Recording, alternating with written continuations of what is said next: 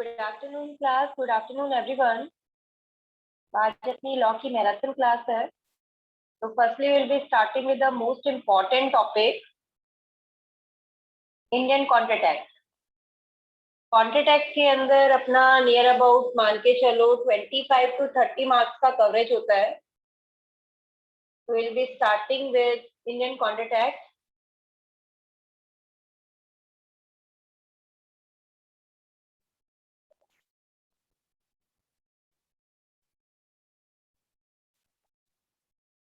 ये जो पीडीएफ मैं आपके साथ शेयर कर रही हूँ ये ऑलरेडी आपके पास है.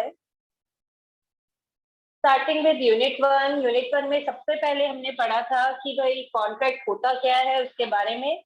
That is agreement enforceable by law is contract. इसके अंदर जो पहला क्वेश्चन बनता है इस टॉपिक में जो पहला क्वेश्चन बनता है that is what is the difference between the contract and the agreement. एक स्टेटमेंट पूछा जा सकता है आपसे कि all agreements are not contract but all contract have an agreement. तो उसके अकॉर्डिंगली प्रिपेयर करना है. आंसर आपके आईसीआई में दिया हुआ है. ये वाला डिफरेंस का एक चार्ट भी दिया हुआ है.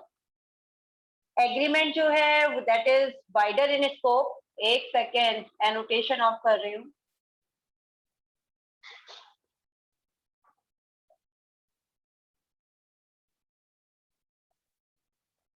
एग्रीमेंट वाइडर होता है स्कोप के अंदर. एग्रीमेंट लीगल भी हो सकता है, सोशल भी हो सकता है, but contract has to be enforceable by law. Contract section 2H में कवर्ड है. That is agreement enforceable by law is contract. जबकि एग्रीमेंट को डिफाइन किस तरीके से किया गया है? प्रॉमिस और every set of promise forming consideration for each other is agreement. Am I audible class? एक बार कंफर्म करना. वॉइस प्रॉपर आ रही है? Yes, everybody is getting that. Okay. तो पहला क्वेश्चन यही बनता है जिसको आपको रेडी करना है कि all agreements are not contract but all contract have an agreement. ठीक है. इसके बाद में बात करें तो सेकेंडली यहाँ पर जो है वो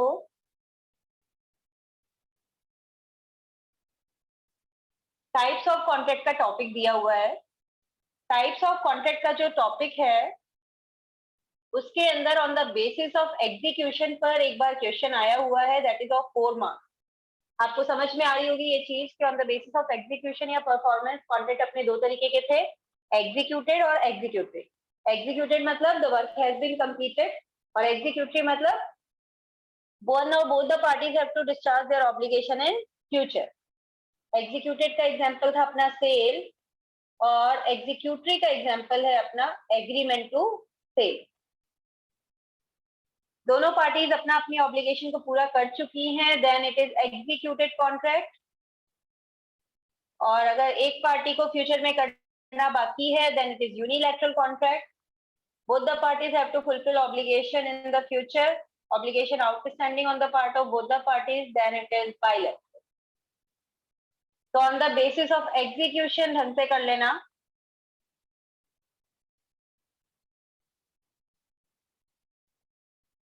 on the basis of formation जो टाइप्स ऑफ कॉन्ट्रैक्ट दिए गए थे उसके अंदर शॉर्ट में बता देती हूँ एक बार. जो कॉन्ट्रैक्ट्स वर्ड्स की फॉर्म में किए जाते हैं ओरल और written they are the express contract. जो अदर देन वर्ड्स होते हैं क्रिएटेड बाय सिचुएशन होते हैं वो होते हैं आपके इम्प्लाइड कॉन्ट्रैक्ट. इम्प्लाइड का ही पार्ट है tacit contract which are done by conduct of parties. दो उदाहरण थे इसके अंदर. एक था एटीएम मशीन से कैश विड्रॉ करना और एक है ऑक्शन सेल के केस में फॉल ऑफ हैमर. ये नोट्स ऑलरेडी आप लोगों को दिए हुए हैं. मेरे पीडीएफ ऑलरेडी शेयर्ड है ये वाला मेरा. तुषार मेजॉरिटी इस समय इंग्लिश मीडियम की है तो मैं बार बार हिंदी तो नहीं यूज कर पाऊंगी. तो आप एक बार साथ में नोट्स ओपन अप कर सकते हो. आपको हिंदी में भी पीडीएफ मेरा दिया हुआ है. वैसे कॉन्ट्रैक्ट कौन से होते हैं आपके? ऑब्लिगेशन इम्पोज बाय लॉ है ये. इसके लिए आप अलग से यूनिट 6 में अपन डिटेल में पढ़ते हैं. They are based on justice, equity and good conscience. जो जितना डिजर्व करता है उसे उतना मिलना चाहिए. ना तो ऑफर है, ना एक्सेप्टेंस है, ना ही सेक्शन 10 के एसेंशियल एलिमेंट है. फिर भी एक वैलिड कॉन्ट्रैक्ट बनता है वैसी कॉन्ट्रैक्ट में. ई कॉन्ट्रैक्ट की बात करें तो जितने भी ऑनलाइन ट्रांजेक्शन थे जो ईडीआई टेक्निक पे किए जाते थे all these were example of the E contract. Offer की डेफिनेशन हमें देखनी है। 2A में ऑफर की डेफिनेशन दी हुई है। One person signifies to another his willingness to do or abstain from doing something with a view to obtain the assent of another person. Is said to have made an offer. Essential elements of valid offer की headings अच्छे से कर लेना।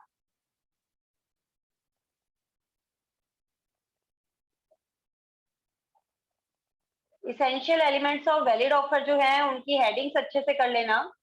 Headings पे क्या क्या points देखो कि पहली चीज तो it should be capable of creating legal relationship. Social invitations वगैरह होती हैं वो वैलिड ऑफर नहीं बनाती, आगे जाकर कॉन्ट्रैक्ट में कन्वर्ट नहीं होती, because they are not capable of creating legal relationship.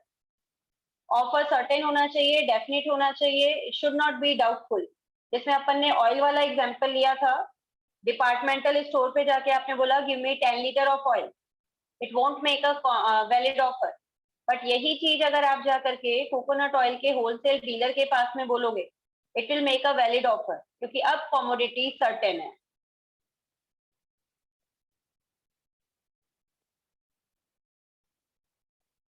Offer का कम्युनिकेशन बहुत जरूरी है, ये पॉइंट अलग से भी सेपरेटली पूछा जाता है। Offer should be communicated. Case का नाम है लालमन शुक्ला वर्सेस गौरीदर, सेठ जी वाला केस लॉ है, याद आ रहा है? Everybody getting that point? Without knowledge offer can not be accepted. Clerk को वो भतीजा मिल गया था रेलवे स्टेशन पर, है ना, उसको नॉलेज नहीं था ऑफर का, तो can he claim any reward? Reward मिलेगा? नहीं मिलेगा, because offer has not been communicated. Offer का इरादा क्या है? To obtain the assent of another person. Offer conditional हो सकता है, ऑफर में कंडीशन लगा दी अपन ने तो वो जनरल ऑफर बनता है एक तरीके से। जनरल ऑफर में कंडीशन ही तो होती है कि नहीं होती है बताओ? पर ऑफर में कंडीशन हो सकती है क्या? एक्सेप्टेंस में कंडीशन हो सकती है? Acceptance can not B conditional. Acceptance में कंडीशन लगाते ही काउंटर ऑफर बन जाता है, जो कि वैलिड कॉन्ट्रैक्ट नहीं बनाता, वो चीज दिमाग में रखना। ऑफर ऐसा नहीं होना चाहिए, the offer should not contain a term non compliance of which will be deemed as acceptance. Offer ऐसा नहीं होना चाहिए जिसके नॉन कंप्लायंस, जिसको पूरा ना करना एक्सेप्टेंस के बराबर माना जाएगा। मतलब अगर आपने इतने दिन तक जवाब नहीं दिया तो हम ये मान लेंगे कि आपको हमारा ऑफर एक्सेप्ट है, this is not a valid offer. Offer आपका स्पेसिफिक भी हो सकता है, जनरल भी हो सकता है। ऑफर अलग है, इनविटेशन टू ऑफर, प्रोस्पेक्टस वगैरह अलग है। ऑफर कैन बी एक्सप्रेस और इम्प्लाइड। एक second class.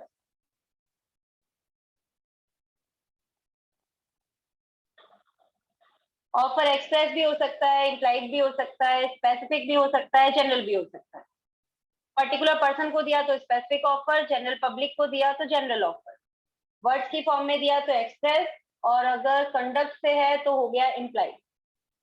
Statement of price is not an offer, क्योंकि statement of price invitation to offer है। ऑफर में सिर्फ कितना करना है? ऑफर में सिर्फ ऑफर की डेफिनेशन और उसके ये 10 पॉइंट्स की हेडिंग अच्छे से कर लेना। What my point? अब बात करते हैं एक इंपॉर्टेंट क्वेश्चन जो इस यूनिट में बनता है, that is what is the difference between offer and invitation to offer. Offer and invitation to offer, offer definite होता है, आगे जाकर के कॉन्ट्रैक्ट में कन्वर्ट होता है। Invitation to offer is given in order to receive the offer, it is mere circulation of offer। अगर अपनी फाइनल डिजायर एक्सप्रेस करते हैं तो ऑफर है, बट अगर पर्सन फाइनल डिजायर एक्सप्रेस नहीं करता, सिर्फ कुछ टर्म्स बताता है जिन पर वो निगोशिएट करने को तैयार है, बार्गेन करने को तैयार है, then he is giving invitation to offer. Invitation to offer precedes an offer. Invitation to offer पहले आता है, ऑफर बाद में आता है। ठीक है, अगर आपको पता करना है कि पर्टिकुलर स्टेटमेंट ऑफर है या इन्विटेशन टू ऑफर है, कैसे पता लगाएंगे? Intention with which the statement is made. अगर इंटेंशन है to be bound by it, then it is offer. And if the intention is not to be bound by it, intention is only to negotiate, then it is invitation to offer। फिर invitation to offer के कई examples दिए हुए थे, जैसे कि prospectus, goods displayed in shopping mall, price list, option sale notice, etcetera. दो cases थे, हार्वी फेसी का केस था, quotation of minimum price, is an invitation to offer not an offer? Harris Nickerson का notice of option sale is invitation to offer not an offer? Kushal एक बार rejoin करके देख लो बेटा, क्योंकि बाकी सबको तो आ रही है वॉइस। यहाँ पर देखो ऑफर और इन्विटेशन टू ऑफर जो है ना, मयंक आप मुझसे अलग से ले सकते हो बेटा, लेकिन अभी टेलीग्राम पे शेयरिंग अलाउड नहीं है। हाँ जी, offer and invitation to offer, this topic is very important for practical question. आपके एमसीसी बुकलेट में इसके 2 प्रैक्टिकल क्वेश्चन डले हुए हैं। एक तो क्वेश्चन नंबर 7 है शंभू दयाल करके एंड मिस्टर प्रकाश करके, और एक है क्वेश्चन जिसके अंदर मिस लवली वाला दिया हुआ है, जो एक ड्रेस देखती है।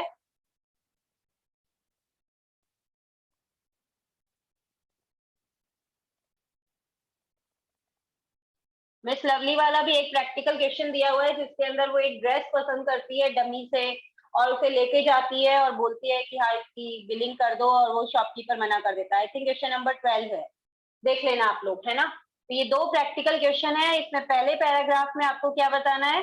फर्स्ट पैराग्राफ में ऑफर और इन्विटेशन टू ऑफर का डिफरेंस देना है, और नेक्स्ट पैराग्राफ में फैक्ट्स के अकॉर्डिंग आंसर करना है। Is it clear to everyone? One of the most important topic of this unit.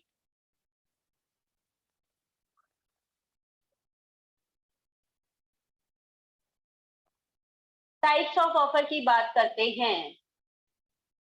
बहुत ही सिंपल बात करूंगी, देखो ज्यादा डिटेल में नहीं, because it is marathon class. Words की फॉर्म में जो ऑफर दिया एक्सप्रेस, बाई कंडक्ट हुआ वो इम्प्लाइड। पब्लिक एट लार्ज को दिया anyone from the public can accept it by fulfilment of condition, general offer. Case का नाम Carlill versus Carbolic smoke ball company. Case याद आ रहा है बेटा? कंपनी को कंपनसेशन देना पड़ेगा क्योंकि कार्लिल ने कंपनी के इंस्ट्रक्शन के अकॉर्डिंग मेडिसिन ली थी and she has accepted the offer. फिर आया special offer given to a particular person और ग्रुप, वही उसे एक्सेप्ट कर सकता है। केस का नाम था बॉल्टन वर्सेस जॉन्स।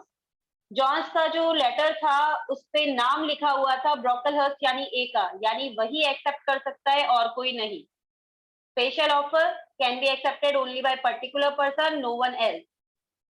बात करते हैं क्रॉस ऑफर की। Identical offer given in ignorance are known as cross offer. Identical offers है, एक जैसे ऑफर है लेकिन एक दूसरे को पता नहीं है कि ऐसा कोई ऑफर क्या हुआ है। दोनों साइड से ऑफर आ रहे हैं, एक्सेप्टेंस कहीं भी नहीं है। इस वजह से क्रॉस ऑफर कभी भी वैलिड कॉन्ट्रैक्ट में कन्वर्ट नहीं होता। क्लास ऑडियो प्रॉपर है ना?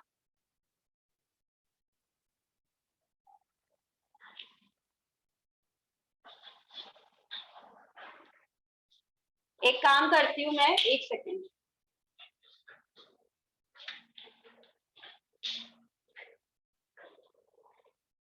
एक्चुअली क्या होता है, मेरी साइड से पूरा कंप्लीट जा रहा है।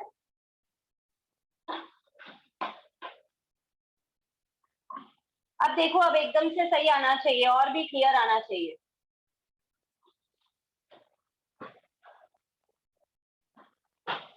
ठीक है, तो अब चलो फिर आगे लेते हैं। काउंटर ऑफर, जब क्वालिफाइड एक्सेप्टेंस दी जाती है, मतलब एक्सेप्टेंस पे शर्त लगा दी जाती है या फिर ओरिजिनल ऑफर की टर्म्स पे चेंजेस कर दिए जाते हैं, then it is counter offer. Standing offer, offer open over a period of time is standing offer, example is your tender. अभी तक इस टॉपिक पे कोई क्वेश्चन नहीं आया है।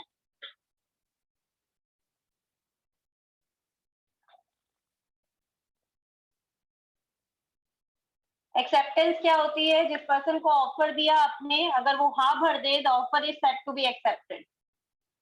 और ऑफर एक्सेप्ट होने के बाद प्रॉमिस बनाता है। विलियम एंसन का स्टेटमेंट था, एक्सेप्टेंस ऑफर के लिए ठीक वैसे है जैसे light and match to a train of gunpowder, बारूद के ढेर के लिए जलती हुई माचिस की तीली। अभी लास्ट एग्जाम में ही इस पर क्वेश्चन आया था कि what are the legal rules regarding acceptance. तो हेडिंग्स देखो क्या क्या कहती हैं। कौन एक्सेप्ट कर सकता है, उसका पहला point. Specific person particular person करेगा स्पेसिफिक ऑफर को accept, general offer anyone from the public. Acceptance कैसी हो सकती है? एब्सोल्यूट और अनक्वालिफाइड, क्योंकि अगर उसमें आप शर्त लगाओगे तो ये काउंटर ऑफर बन जाएगा। अनक्वालिफाइड मतलब अनकंडीशनल होनी चाहिए। एक्सेप्टेंस का कम्युनिकेशन जरूरी है, अगर एक्सेप्टेंस में शर्त लगा दी, काउंटर ऑफर बन गया, तो वैलिड एक्सेप्टेंस नहीं होगी, और बिना नॉलेज ऑफ ऑफर के एक्सेप्टेंस दी तो वो भी वैलिड एक्सेप्टेंस नहीं मानी जाएगी। कुछ केस स्टडीज दी हुई थी यहाँ पर, जिसमें से 2 केस स्टडीज इंपॉर्टेंट है। एक तो नील मैरिट वाला, नील मैरिट का केस याद आ रहा है बेटा? ए ने बी से कहा मेरा घर खरीद लो 280 पाउंड में। बी ने क्या किया, 80 पाउंड का तो चेक दे रहा है और कहता है बैलेंस का पेमेंट 4 इंस्टॉलमेंट में करूंगा। वैलिड कॉन्ट्रैक्ट बनेगा क्या?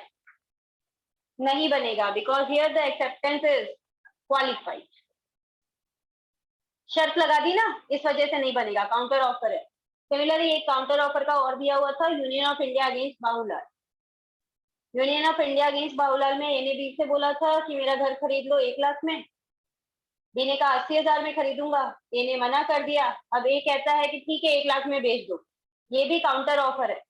अब ए की इच्छा है वो बेचे या ना बेचे। एक्सेप्टेंस प्रिस्क्राइब मोड में दी जानी चाहिए। आपसे कहा फैक्स से दो तो फैक्स से ही दोगे, ईमेल से दो तो ईमेल से ही दोगे। प्रिस्क्राइब मोड में नहीं दिया तो जो ऑफर है वो मना कर सकता है। प्रिस्क्राइब टाइम लिमिट में दी जानी चाहिए। After expiry of reasonable time limit अगर आपने एक्सेप्टेंस दी तो वैलिड नहीं है। ये केस याद आ रहा है बेटा, Ramsgate Victoria hotel against Montefiore. जून में एप्लीकेशन फॉर्म मंगाया कंपनी ने और शेयर्स का अलॉटमेंट किया था नवंबर में। इन्वेस्टर मना कर सकता है। That reasonable acceptance by the company, that is allotment by the company, is not done within reasonable time. याद आ रही है चीज? एक पॉइंट जो अलग से पूछा जा सकता है, that is point number 6, short note की तरह आ सकता है, mere silence is no acceptance. Felthouse against Bindley case याद आ रहा है, चाचा भतीजे का? अगर कोई जवाब नहीं दिया तो मैं ये मान लूंगा कि तुमने अपना हॉर्स मुझे 30 यूरो में बेच दिया है। भतीजा कोई जवाब नहीं देता तो अंकल जाते हैं, बोलते हैं कि भाई घोड़ा मुझे बिक चुका है।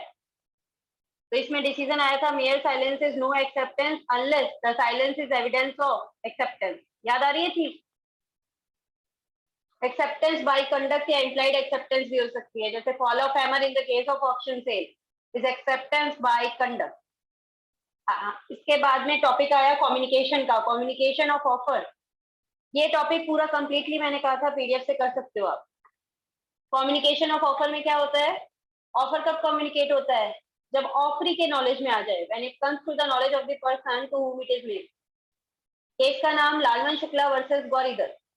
याद आ रहा है? Without knowledge offer can not be accepted.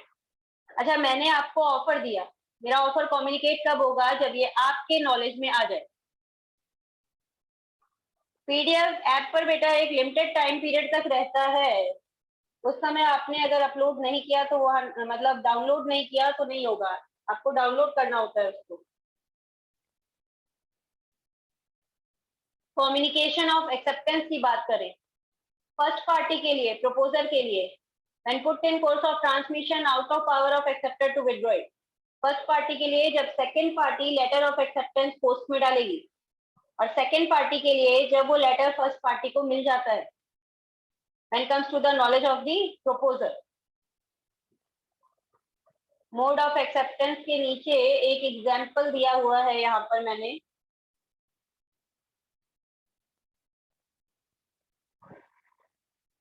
ए ने बी को ऑफर दिया 1 मार्च को, ये ऑफर लेटर बी के पास पहुंचा 15 मार्च को। बी ने अपनी एक्सेप्टेंस लिख करके पोस्ट की है 20 मार्च को, और ये एक्सेप्टेंस रिसीव हुई है ए को 30 मार्च को।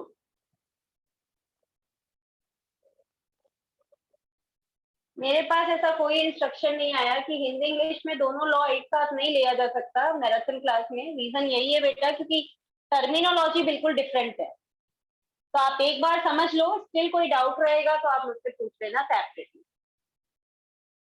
तो यहाँ पर ये देखो, कम्युनिकेशन ऑफ ऑफर कब कंप्लीट होता है? जब ऑफरी के नॉलेज में आ जाए, यानी कि बी के नॉलेज में आ जाए। बी के नॉलेज में कब आया? 15 मार्च। कम्युनिकेशन ऑफ एक्सेप्टेंस ए के लिए कब पूरा होगा? जब बी ने लेटर ऑफ एक्सेप्टेंस पोस्ट में डाला, यानी कि 20 मार्च। दूसरी पार्टी के लिए कब पूरा होगा? जब पहली पार्टी के नॉलेज में आ जाए, यानी कि 30 मार्च। ये टॉपिक प्रैक्टिकल क्वेश्चन में पूछा जा सकता है और इस पर प्रैक्टिकल क्वेश्चन लास्ट अटेम्प्ट में आया है।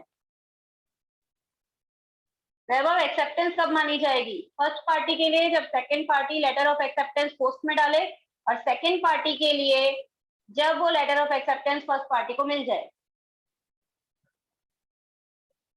बाई कंडक्ट कब होती है? जैसे fall of hammer is the case of option sale, acceptance by conduct.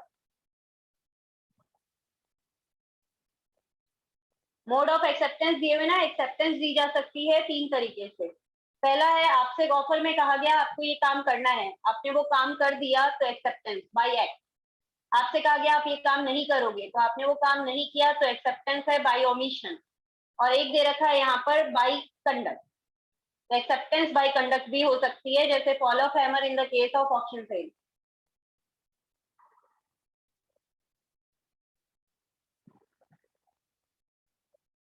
Revocation of offer की बात करें, ऑफर को आप एक्सेप्टेंस से पहले पहले कभी भी रिवोक कर सकते हो। जैसे bid can be retracted before fall of hammer.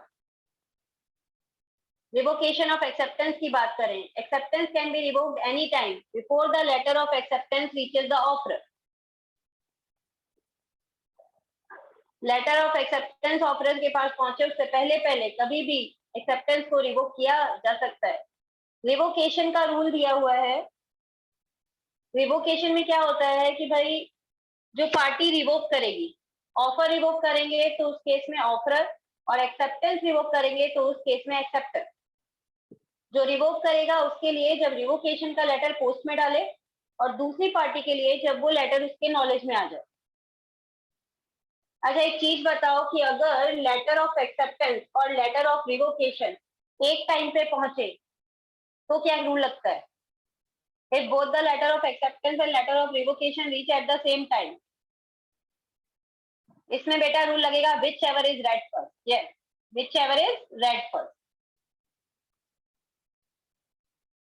तो ये जो टॉपिक अभी तुमने पढ़ा है ना कम्युनिकेशन वाला, ये कम्युनिकेशन वाला टॉपिक प्रैक्टिकल एस्पेक्ट में पूछा जा सकता है।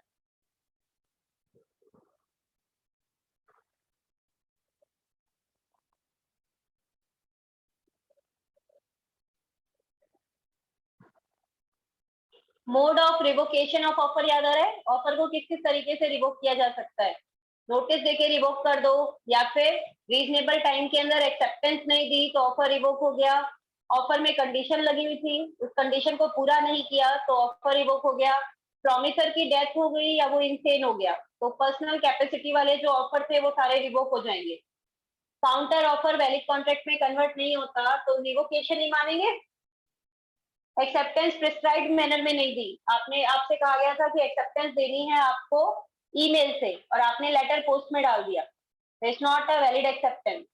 बाय सब्सिक्वेंट इलीगैलिटी, जो चीज कल तक लीगल थी आज इलीगल हो गई, ये सिर्फ पॉसिबल कब है? बाय चेंज इन लॉ और by change in government policy. तो जो चीज इलीगल है वो तो रिवोक हो ही जाएगी ना, उसको आप पूरा नहीं कर सकते। ये टॉपिक थ्योरी क्वेश्चन के हिसाब से रेडी करना। होने को दीपाल क्रॉस ऑफर से भी हो जाता है, बट आईसीआई ने 7 पॉइंट्स लिए हैं, इसलिए मैंने यहाँ पर 7 पॉइंट्स किए हैं। तो this was all about unit 1।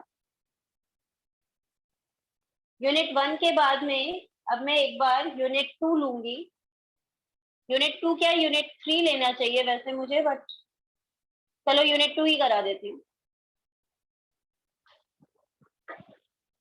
अब देखो यूनिट 1 में से तो लिमिटेड क्वेश्चन आते हैं, वो अलग बात है कि लास्ट टर्म पे 13 मार्क्स का क्वेश्चन आ गया, बट बहुत रेयर था वो, है ना।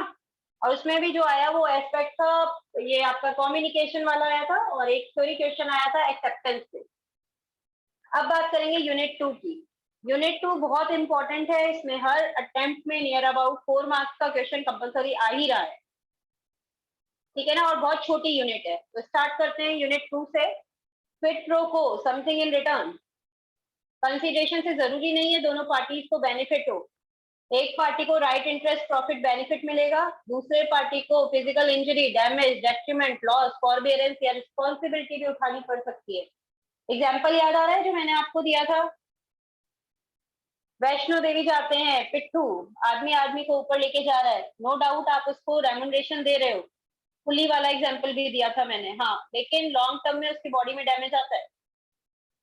2D की डेफिनेशन अच्छे से करनी थी। कंसीडरेशन किसकी डिजायर पर? प्रोमिसर की डिजायर पर। When at the desire of promisor, promise or any other person has done or abstain from doing something, does or abstain from doing something, promises to do or abstain from doing something, वो काम करना नहीं करना या promise देना ही consideration है। ये जो आपको पॉइंट्स दिए गए हैं, इससे साफ पता चलता है, एक ही चीज को हमने तीनों टेंसेस में बोला है। Consideration can be past, present और फ्यूचर। किसकी डिजायर पर होनी चाहिए? प्रोमिसर की डिजायर पर। देगा कौन? प्रोमिसी और एनी अदर पर्सन। जैसे मैंने बोला कि भाई will you purchase my book for ₹100, तो आप मुझे, मैं प्रोमिसर हूँ, है ना, आप प्रोमिसी हो, तो पैसे आप दोगे लेकिन डिजायर मेरी है। Will you purchase my book for ₹100, at my desire आप मुझे ₹100 दोगे। तो प्रोमिसर की डिजायर पर देगा कौन? प्रोमिसी और एनी अदर पर्सन। तो इस यूनिट में जो पहला क्वेश्चन बनता है, लॉन्ग क्वेश्चन जो आया हुआ है एग्जाम में, what are the legal rules regarding consideration, 6 marks का क्वेश्चन आया हुआ है। कैरेक्टरिस्टिक्स, कोई भी 6 कैरेक्टरिस्टिक अच्छे से दे देना। पहला पॉइंट है कंसीडरेशन डिजायर पे होनी चाहिए प्रोमिसर पे। इसमें कीवर्ड्स क्या क्या है? It can not be voluntary, can not be at the desire of third party. A ने बी के गुड्स को बचाया, किसी ने कहा नहीं था बचाने को, अपनी इच्छा से बचाया, बाद में इनाम नहीं मांग सकता। It can not be at the desire of third party.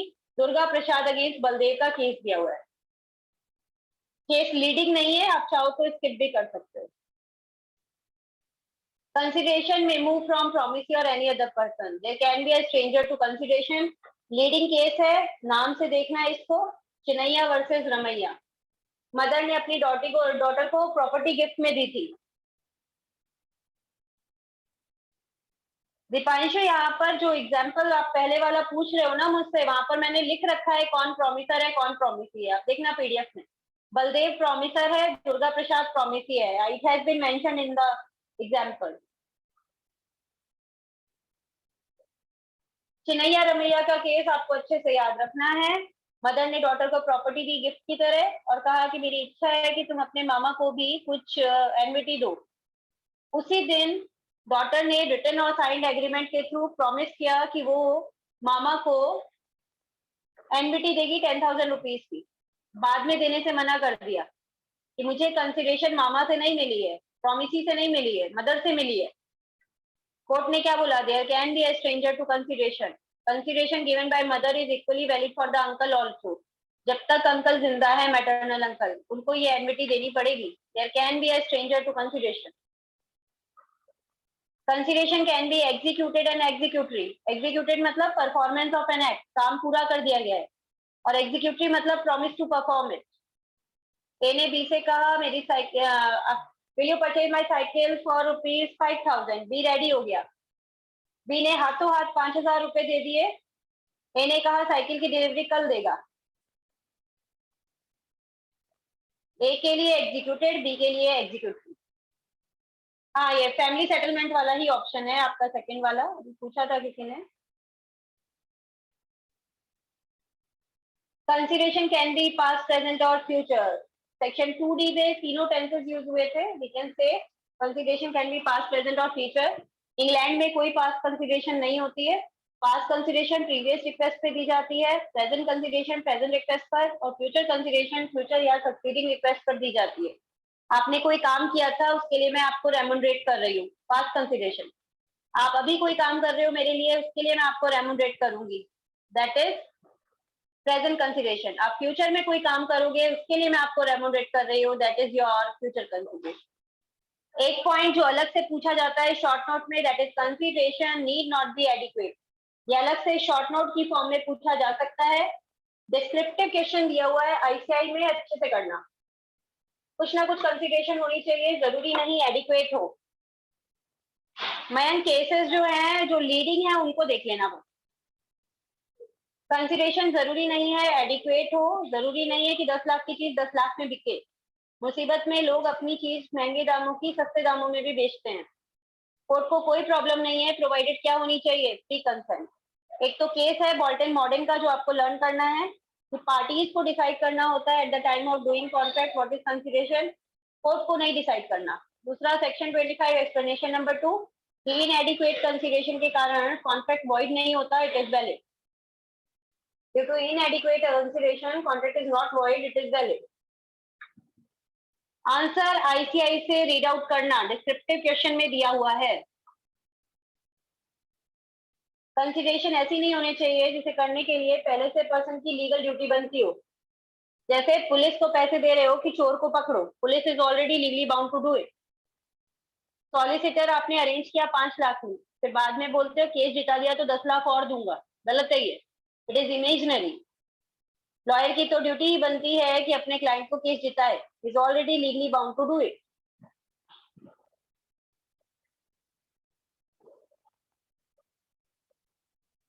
Consideration should be real not illusory.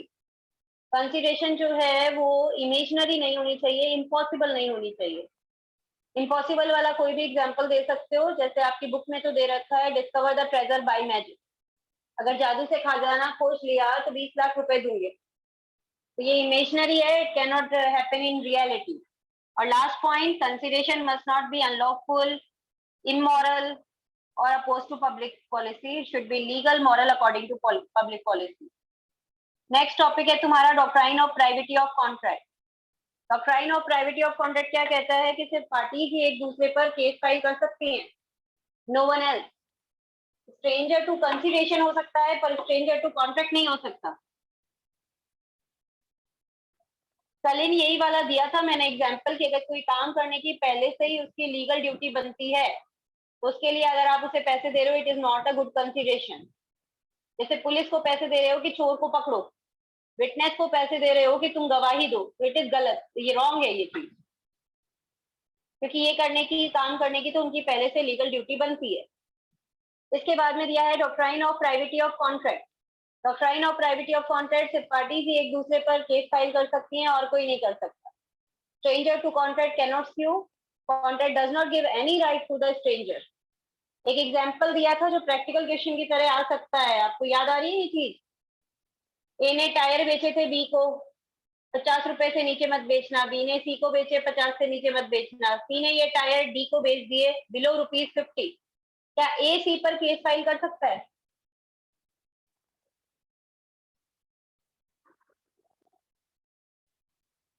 नहीं कर सकता, बिकॉज ए और सी के बीच में डायरेक्ट कॉन्ट्रैक्ट नहीं है, doctrine of privity of contract लगेगी। कुछ एक्सेप्शनल केसेस हैं जहां पर थर्ड पार्टी या स्ट्रेंजर भी केस फाइल कर सकता है, जैसे beneficiary in case of trust. Father ने प्रॉपर्टी नेबर को ट्रांसफर की और बोला इसका बेनिफिट मेरे माइनर बेटे एम को देना। अब अगर बेनिफिट नहीं मिलता तो माइनर बेटा अपने नेबर पर केस फाइल कर सकता है, although he is not a party to contract, the contract is between the father that is settler and the trustee. फिर भी बेनिफिशियरी जिसका बेनिफिट जुड़ा हुआ है वो केस फाइल कर सकता है। Beneficiary in case of trust can sue, पहला एक्सेप्शन।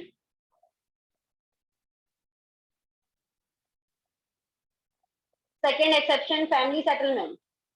फैमिली सेटलमेंट लेकिन राइटिंग में होना जरूरी है। फादर दे प्रॉपर्टी दी बेटे को, बोला मदर को 10,000 की एन्युटी देनी पड़ेगी, एन्युटी ना मिले तो मदर केस फाइल कर सकती है, although she is not a party to contract, the contract is between father and the सन।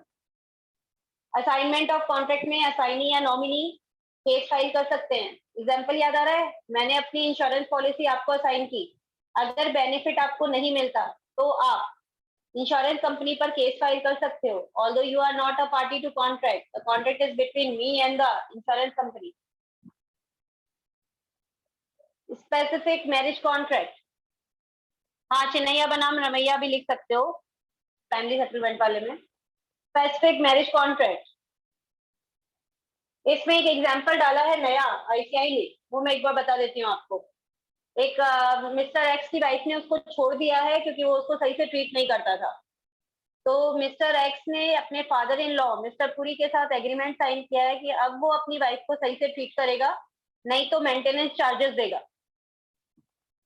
थोड़े दिन बाद में उसने फिर से अपनी वाइफ को इल ट्रीट किया, तो जो वाइफ है वो केस फाइल कर सकती है, अगेन उसका बेनिफिट जुड़ा हुआ है, although she is not a party to contract, the contract was between Mr. X and his father-in-law, but benefit जुड़ा हुआ था ना, इस वजह से वाइफ केस फाइल कर सकती है। जिसका बेनिफिट जुड़ा है वो केस फाइल कर सकता है। सिमिलरली एक एग्जांपल मैंने भी दिया था आपको कि HF का पार्टीशन हुआ और उसमें एक प्रोविजन बना दिया कि एक बहन है तुम्हारी, उसकी शादी के खर्चे तुम लोगों को उठाने हैं, तो अगर नहीं उठाए तो वो बहन जो है beneficiary can sue, in case of acknowledgement और एस्टॉपल, आपने लाइबिलिटी एडमिट कर दी और बाद में मना कर दिया तो केस हो सकता है। जैसे ए और बी के बीच में कॉन्ट्रैक्ट था, ए को 20,000 रुपए बी को देने थे, दोनों का कॉमन फ्रेंड था सी। ए ने 20,000 रुपीज सी को हैंड ओवर किए और कहा कि तुम जो है ये अमाउंट बी को दे देना। सी ने हाथों हाथ फोन करके लाइबिलिटी एडमिट की, एक्नॉलेज किया कि मुझे ए ने 20,000 दे दिया, मैं तुम्हें दे दूंगा, और जब पेमेंट की बात आई तो मुकर गया। इस केस में बी डायरेक्टली सी पर केस फाइल कर सकता है, although C is not a party to contract. The contract is between A and B.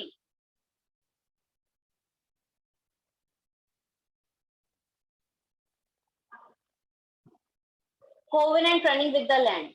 अगर पर्सन कोई लैंड खरीदता है ये जानबूझ के कि ओनर के ऊपर कुछ ड्यूटी है, then condition can be enforced by the successor of the seller. ये एग्जाम्पल दिया था मैंने, याद करो। ए ने बी को 10 एकड़ लैंड बेचा, कंडीशन लगा दी कि कंस्ट्रक्शन सिर्फ 9 एकड़ पर करोगे, बिकॉज 1 एकड़ इज रिजर्व फॉर माई सन छोटे लाल। ए की डेथ के बाद बी ने पूरे 10 एकड़ पर कंस्ट्रक्शन स्टार्ट कर दिया। क्या छोटे लाल केस फाइल कर सकता है? आंसर करो क्लास।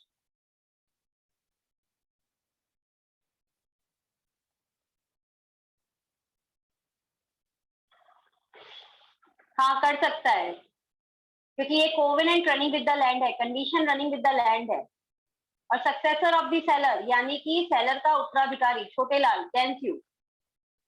ये 2-3 लाइनें दी हुई ना, इनको अच्छे से कर लेना, ये वाली line. If a person purchases a land with a notice that owner of the land bound by certain duties,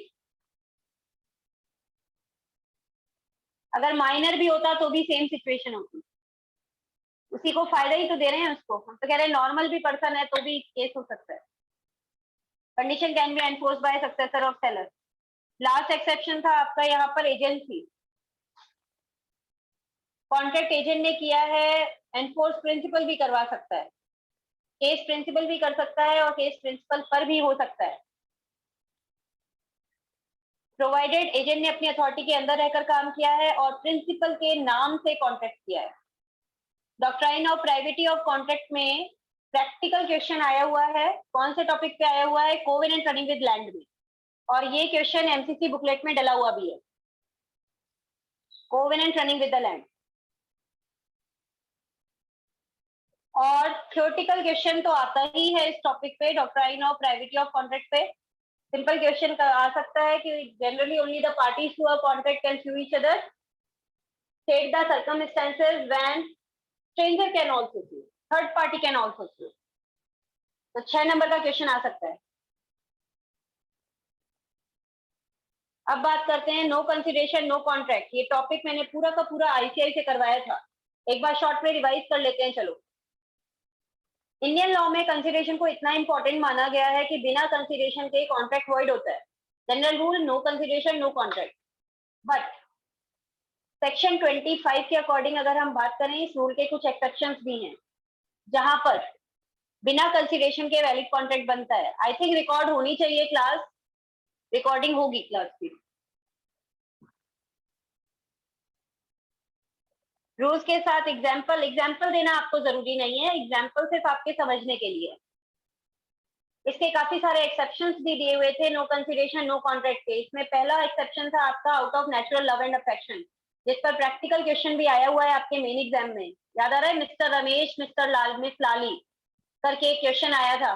mister Ramesh ने अपनी वाइफ को out of natural love and affection property transfer की है, बिना कंसिडरेशन के ट्रांसफर की है, but it is writing signed and registered, will it make a valid contract? बनेगा कि नहीं बनेगा valid contract? Out of natural love and affection है, पार्टीज के बीच में इमीडिएट रिलेशनशिप है, रिटन साइंड है, रजिस्टर्ड है, it will make a valid contract. इस पर प्रैक्टिकल क्वेश्चन आता है फर्स्ट पॉइंट पे। सेकंड था compensation for past voluntary services, फिर था प्रॉमिस टू पे टाइम बार डेप्ट, अगर राइटिंग और साइंड है वैलिड कॉन्ट्रैक्ट बनाएगा। इस पर प्रैक्टिकल क्वेश्चन आया है लास्ट अटेम्प्ट में। अगर टाइम बार डेप्ट है उसके पेमेंट की रिटन और साइंड प्रॉमिस की जाती है, it will make a valid contract even without consideration. Gift था, चैरिटी था, याद आ रहे पॉइंट्स? एजेंसी था, बेलमेंट था, all these were the exception of the rule no consideration no contract. Unit बहुत इंपॉर्टेंट है, यूनिट 2 बहुत अच्छे से करना। 6 नंबर का डायरेक्ट क्वेश्चन तो आ ही सकता है।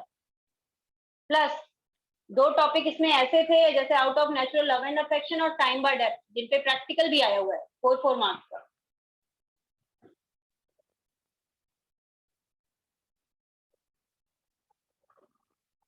थर्ड यूनिट की बात करते हैं, essential elements of valid contract. कौन कौन कॉन्ट्रैक्ट, अच्छा इसेंशियल एलिमेंट सेक्शन 10 में दिए हुए थे, याद आ रहे हैं? सारे एग्रीमेंट कॉन्ट्रैक्ट में बदल जाएंगे अगर उनमें 5 चीजें हो। क्या क्या चीजें होनी चाहिए? पार्टीज में कैपेबिलिटी टू कॉन्ट्रैक्ट होनी चाहिए, competency, free consent, lawful object, lawful consideration, not expressly declared wide by law. जितने मार्क्स का क्वेश्चन आए ना जाए उतने ही पॉइंट्स देना।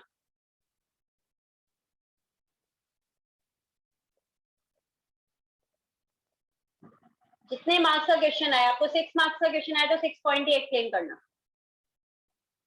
ठीक है, अब यहाँ पर देखो कौन कौन कॉन्ट्रैक्ट नहीं कर सकता है वो देखो। माइनर कॉन्ट्रैक्ट नहीं कर सकता है, उसमें कैंपिसिटी नहीं है, वो जिसने 18 ईयर्स की एज कंप्लीट नहीं की है। बट अगर वो ऑर्फन है, गार्जियन कोर्ट ने अपॉइंट किया, एज लिमिट 21 ईयर्स। कहाँ पर दी गई है ये age limit? Indian majority act में। अनसाउंड माइंड का पर्सन कौन होता है? जो कॉन्ट्रैक्ट को समझ नहीं सकता, डिसीजन लेने की कैपेसिटी नहीं है, जैसे कि lunatic person, idiot person, drunken person. कुछ ऐसे पर्सन है which are disqualified by law, जिन्हें लॉ ने कह दिया ये कॉन्ट्रैक्ट नहीं कर सकते, जैसे alien enemy, insolvent, convict, foreign sovereign, company. Foreign sovereign की सिचुएशन क्या है कि भाई ये अपन पर केस कर सकते हैं पर हम इन पे नहीं कर सकते। As the law is made for general public, they are disqualified by law.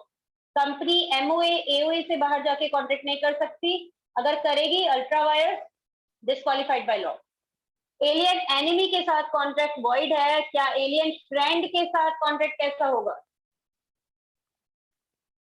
Alien enemy के साथ कॉन्ट्रैक्ट वॉइड होता है, but the contract with alien friend will be valid.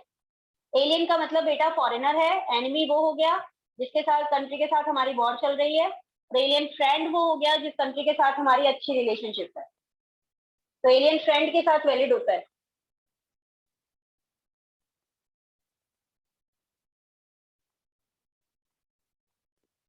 Minor की पोजीशन दी हुई है, देखो माइनर के साथ किए गए एग्रीमेंट वॉइड एब इनिशियो। रीडिंग केस का नाम याद आ रहा है? मोहरी बीबी वर्सेस धनदास घोष। लॉ ने माइनर को सारे फायदे दिए थे, नुकसान नहीं दिए थे। माइनर चाहे भी तो जो काम उसने माइनॉरिटी के दौरान किए थे मेजर होकर रेटिफाई नहीं कर सकता। एग्जाम्पल याद आ रहा है? माइनर ने प्रोमिसरी नोट दिया था जब वो माइनर था ऑफ ₹500। मेजर होने के बाद में उसी के अप्रूवल के लिए, रेटिफिकेशन के लिए दूसरा मेजोरिटी प्रोमिसरी नोट दिया था 500 का। लॉ ने कहा था कि ये सेकेंड वाला प्रोमिसरी नोट वॉइड है, क्योंकि आप देख क्यों रहे हो, इट इज विदाउट कंसिडरेशन। तो माइनर चाहे भी तो जो काम माइनॉरिटी के दौरान किए हैं मेजर होने पर उनको अप्रूव नहीं कर सकता, क्योंकि जो चीज शुरू से ही गलत है, वॉइड एब initio, can not be ratified later on, उसे बाद में भी सही नहीं किया जा सकता। अलग से जो पॉइंट पूछा जा सकता है माइनर की पोजीशन में, that is point number 3, short note आ सकता है। माइनर बेनिफिशियरी हो सकता है, can take benefit out of contract. Minor mortgage करे तो वॉइड एब इनिशियो, लेकिन अगर माइनर के फेवर में है तो वैलिड। प्रोमिसरी नोट दे तो वॉइड एब इनिशियो, पर अगर उसके फेवर में है तो वैलिड। माइनर को पार्टनर नहीं बना सकते क्योंकि लाइबिलिटी अनलिमिटेड होती है, but he can be admitted through benefits of partnership with the consent of all the partners. सारे पॉइंट्स की रीडिंग जरूर लगानी है पवन, एनी 6 पॉइंट अच्छे से कर लेना। Minor can always plead minority, कैसा भी काम करे लास्ट में जाके स्वीट स्टेटमेंट बोलता है आई एम अ माइनर, और लॉ उसकी सुनता है। रूल ऑफ एस्टॉपेल जो है माइनर के केस में अप्लाई नहीं होता। माइनर झूठ भी बोलता है तो भी लॉ उसका साथ देता है, जैसा कि मोहरी बीबी वाले केस में हुआ था। माइनर ने, धनदास घोष ने झूठ बोला था, बट स्टिल लॉ ने उसको सपोर्ट किया था। लाइबिलिटी फॉर नेसेसरीज, ये तो क्वेसी कॉन्ट्रैक्ट बन जाता है भाई। माइनर की नेसेसरीज के लिए खर्चा किया तो आपको उसकी प्रॉपर्टी से रिम्बर्स हो जाता है। नेसेसरीज में क्या लेंगे? Food, cloth, shelter, medical expenses, education, funeral expenses. 2 condition पूरी होनी चाहिए, क्या खर्चा किया है उसकी नेसेसरीज के लिए। दूसरा, माइनर के पास ऑलरेडी उस चीज की सफिशिएंट सप्लाई नहीं होनी चाहिए। अगर उसके पास ऑलरेडी वो चीज सफिशिएंट सप्लाई में है तो क्या हो जाएगा, उसके लिए वो बन जाएगी लग्जरी। वॉइड एब इनिशियो का वैभव मतलब होता है वॉइड फ्रॉम द बिगनिंग, शुरू से ही गलत है। मतलब ये कहना चाहते हैं utility rather than ornament is the criteria. Necessaries के लिए खर्चा किया तो मिल जाएगा, लग्जरी के लिए किया तो नहीं मिलेगा। माइनर के बिहाफ पर गार्जियन अच्छा कॉन्ट्रैक्ट कर सकता है, वैलिड कॉन्ट्रैक्ट कर सकता है। 3 चीजें पूरी होनी चाहिए। पहली चीज, गार्जियन में कैपेसिटी टू कॉन्ट्रैक्ट होनी चाहिए, कॉन्ट्रैक्ट माइनर के बेनिफिट के लिए होना चाहिए, और गार्जियन सर्टिफाइड बाय कोर्ट होना चाहिए। तो फिर गार्जियन जो है माइनर के बिहाफ पर वैलिड कॉन्ट्रैक्ट कर सकता है। माइनर कभी पर्सनली लायबल नहीं होता, इसलिए कभी भी उसे कोर्ट स्पेसिफिक परफॉर्मेंस के लिए नहीं कहता। कोर्ट कभी माइनर को मजबूर नहीं करता कि आपको ये काम करना पड़ेगा। नो इंसॉल्वेंसी, माइनर को कभी भी इंसॉल्वेंट डिक्लेयर नहीं किया जा सकता। माइनर पर्सनली लायबल ही नहीं है, so no question of declaring him insolvent. Minor partner नहीं बन सकता, बट बेनिफिशियरी बन सकता है। माइनर एजेंट हो सकता है। जैसे मैंने आपसे कहा कि आपके घर के पास मेरी फ्रेंड रहती है, आप क्या करो, आप मेरी बुक है एक, उसको दे देना, तो उस समय आप मुझे रिप्रेजेंट करोगे, you are acting as my agent. Minor can't बाइज द पेरेंट और गार्जियन, माइनर के गलत कामों के लिए पेरेंट्स या गार्जियन जिम्मेदार नहीं है। पेरेंट्स या गार्जियन सिर्फ तब जिम्मेदार होंगे जब माइनर उनके एजेंट के रूप में काम कर रहा है, otherwise they are not liable. Joint contract किया माइनर और एडल्ट ने, तो माइनर तो बच जाएगा, कौन फंसेगा? Only adult will be liable. Surety for minor, अगर एक एडल्ट पर्सन माइनर के लिए श्योरिटी का काम करता है, जैसे मान लो ए ने बी से कहा मुझे 10 लाख का लोन चाहिए, बी ने कहा दे दूंगा, पहले सी की गारंटी लेके आओ।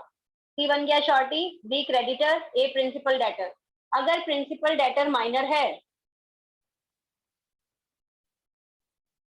तो वहां पर श्योरिटी की लायबिलिटी प्राइमरी होगी। ऐसा माना जाएगा जैसे बी और सी के बीच में डायरेक्ट कॉन्ट्रैक्ट हुआ है, बी डायरेक्टली सी पर केस फाइल कर सकता है। Got my point? General contract of guarantee में श्योरिटी की लायबिलिटी सेकेंडरी होती है।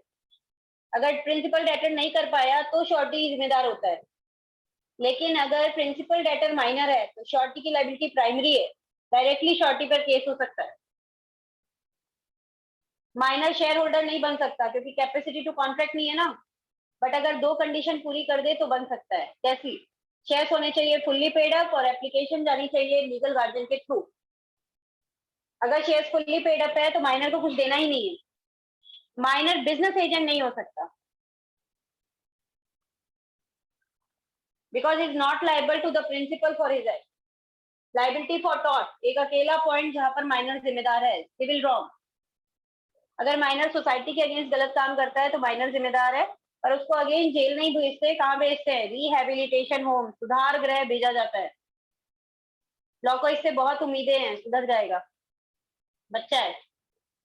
अब देखो, फ्री कंसेंट वाला इसेंशियल एलिमेंट ले रहे हैं। कंसेंसस एडिडम याद आ रहा है? सेम थिंग इन सेम सेल, मीटिंग ऑफ माइंड। कंसेंट होनी चाहिए, नो कंसेंट नो कॉन्ट्रैक्ट। अगर कंसेंट नहीं है, कंसेंसस एडिडम नहीं है, कोई कॉन्ट्रैक्ट नहीं बनेगा। कंसेंट फिर होनी चाहिए तुम्हारी फ्री, याद आ रहा है? कंसेंट फ्री कब मानी जाती है? When it is not due to 5 reasons: coercion, undue influence, fraud, misrepresentation and mistake. शुरू के 4 में कॉन्ट्रैक्ट वॉइडेबल होता है और मिस्टेक में वॉइड होता है। सेक्शन 15 में अलग से बताया कोअर्जन के बारे में, 16 में अनड्यू इन्फ्लुएंस, 17 फ्रॉड, मिसरिप्रेजेंटेशन 18। फिर बताया इफेक्ट सेक्शन 19 में कि इनके कारण कॉन्ट्रैक्ट वॉइडेबल होता है। 20, 21, 22 3 सेक्शन है तुम्हारे मिस्टेक के। अब एक एक करके कोअर्जन वगैरह के टॉपिक्स को यहाँ पर दिया गया है।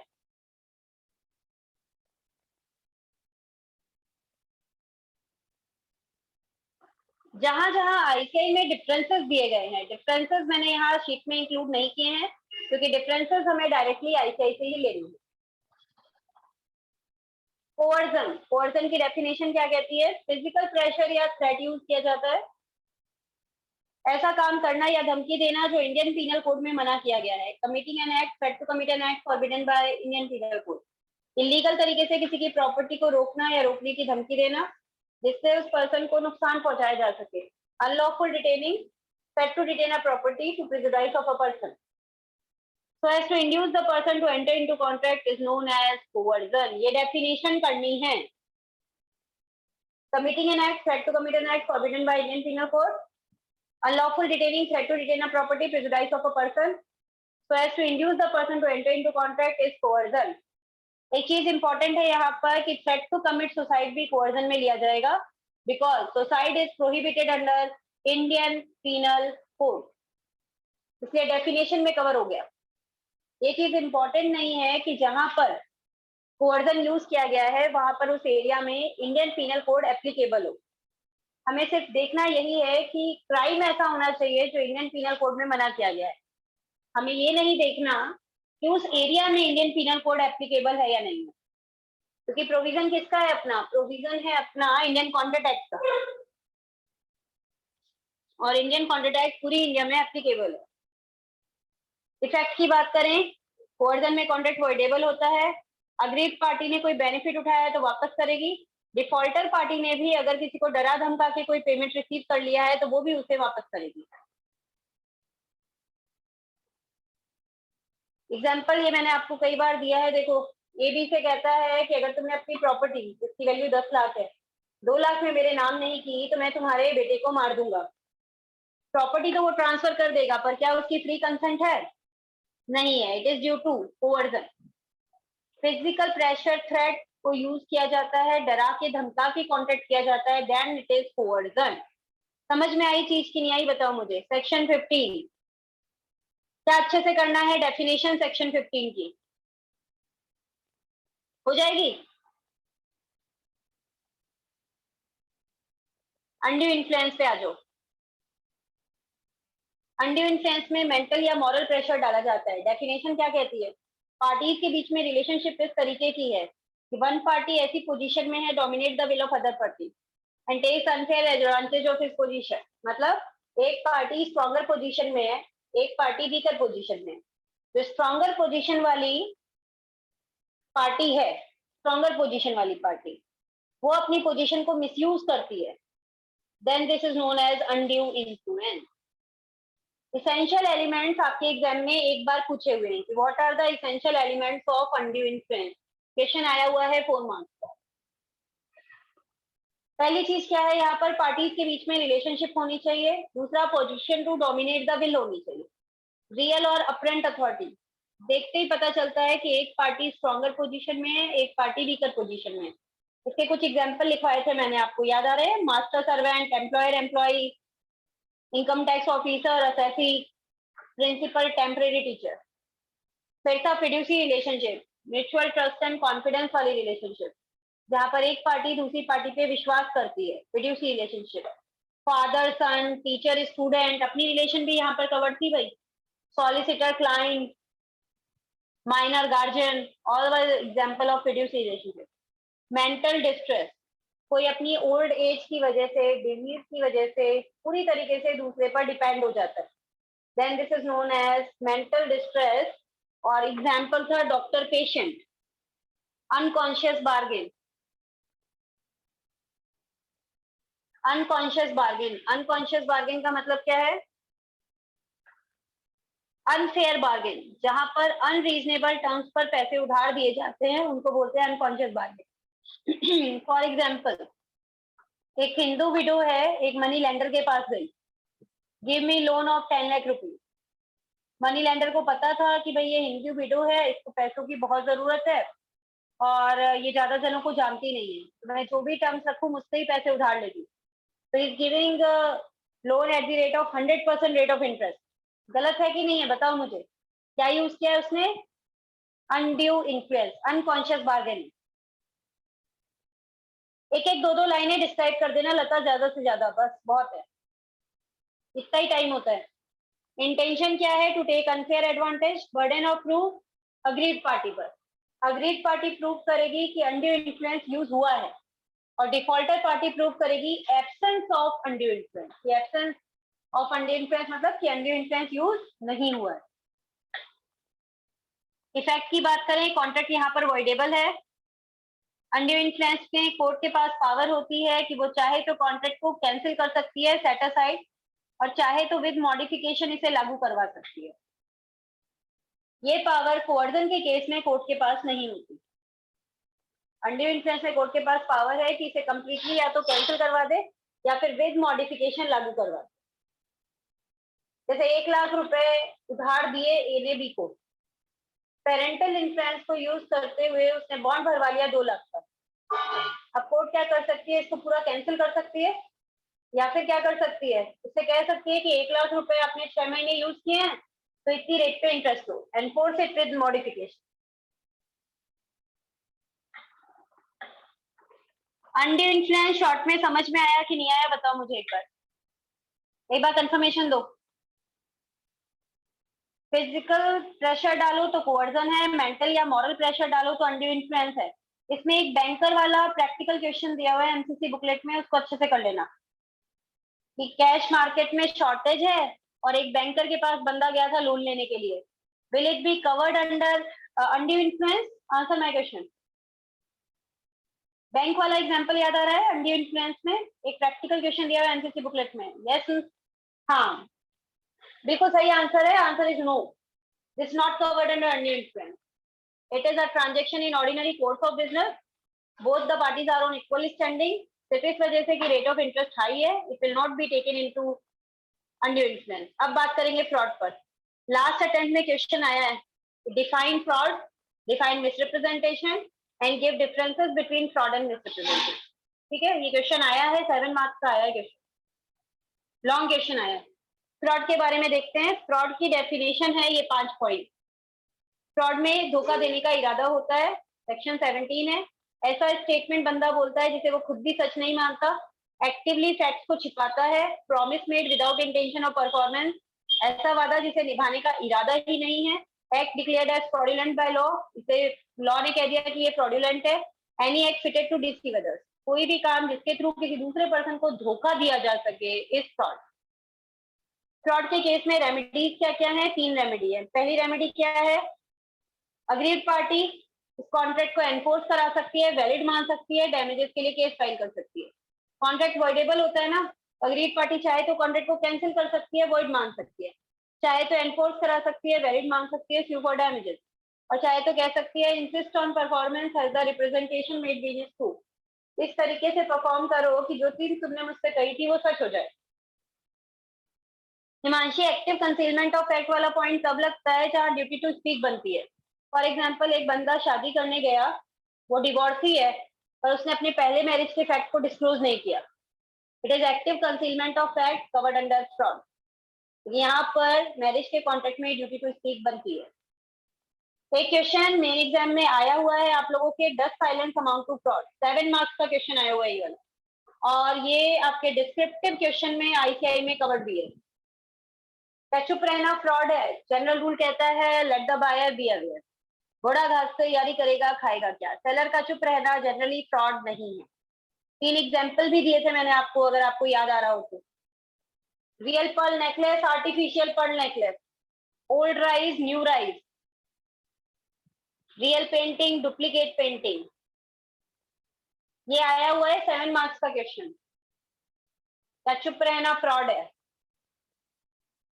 तो जनरल रूल क्या कहता है कि चुप रहना फ्रॉड नहीं है। ए ने बी को एक हॉर्स बेचा, ए को पता है कि हॉर्स अनसाउंड है, बी ने पूछा नहीं, ए ने बताया नहीं, ए का चुप रहना फ्रॉड नहीं है। General rule let the buyer be aware. ICI वाला काफी है 7 मार्क्स से, यस काफी है। आप चाहो तो आईसीआई का डिस्क्रिप्टिव क्वेश्चन का आंसर ले सकते हो। एक्सेप्शन की बात करें, पहला एक्सेप्शन जहां ड्यूटी टू स्पीक बनती है, यू बी मैरी फिडाई, जहां पर relationship is based on utmost trust confidence, वहां आपकी ड्यूटी टू स्पीक बनती है। वहां पर अगर आप चुप रहोगे तो फ्रॉड में लिया जाएगा, और जहां पर चुप रहना बोलने के बराबर हो वहां पर चुप रहना भी फ्रॉड में लिया जाएगा। ए ने बी को एक हॉर्स बेचा, बी को पता है हॉर्स अनसाउंड है, और उसने बी को बताया नहीं, बी ने पूछा नहीं, उसने बताया नहीं। बट अगर ए और बी के बीच में रिलेशनशिप फादर एंड सन की है, it will be covered under fraud, because fiduciary relationship duty to speak बनती है, वहां चुप रहना भी क्या माना जाएगा? फ्रॉड। सेकंड का एग्जांपल दे रही हूँ, ए ने बी से बोला कि अगर तुम कुछ नहीं कहोगे तो मैं मान लूंगा the horse you are selling to me is sound, जो घोड़ा तुम मुझे बेच रहे हो बिल्कुल सही है। बी कुछ नहीं कहता, ए वो हॉर्स खरीद लेता है। अब अगर घोड़ा अनसाउंड निकलता है, बी का चुप रहना बोलने के बराबर था, यस और no? Be silence will amount to fraud. ऐसे केसेस कौन कौन से हैं जहां ड्यूटी टू स्पीक बनती है, वो यहाँ पर दिए हुए हैं, देखो। ड्यूटी टू स्पीक बनती है यू बी मैरी फिडाई में, contract of utmost good faith में। इससे कुछ एग्जांपल्स दिए हुए हैं, जैसे fiduciary relationship based on mutual trust and confidence, insurance का कॉन्ट्रैक्ट, आप जो इंफॉर्मेशन देते हो इंश्योरेंस कंपनी को, उसके अकॉर्डिंग वो प्रीमियम डिसाइड करते हैं। वहां आपकी ड्यूटी टू स्पीक बनती है। डिस्क्लोज ऑल मटेरियल फैक्ट्स, तभी में एक लाइन लिखनी है, डिस्क्लोज ऑल मटेरियल फैक्ट्स। जो भी आपको पता है वो सारी इंपॉर्टेंट इन्फॉर्मेशन आपको डिस्क्लोज करनी है। मैरिज का कॉन्ट्रैक्ट, जैसे अभी एग्जांपल लिया था ना, डिवोर्सी सेकंड टाइम मैरिज करने गया, एक्टिव कंसीलमेंट ऑफ फैक्ट में कवर किया था, duty to speak. Family settlement, father son की रिलेशनशिप है, अभी हॉर्स वाला एग्जांपल लिया था, याद आ रहा है?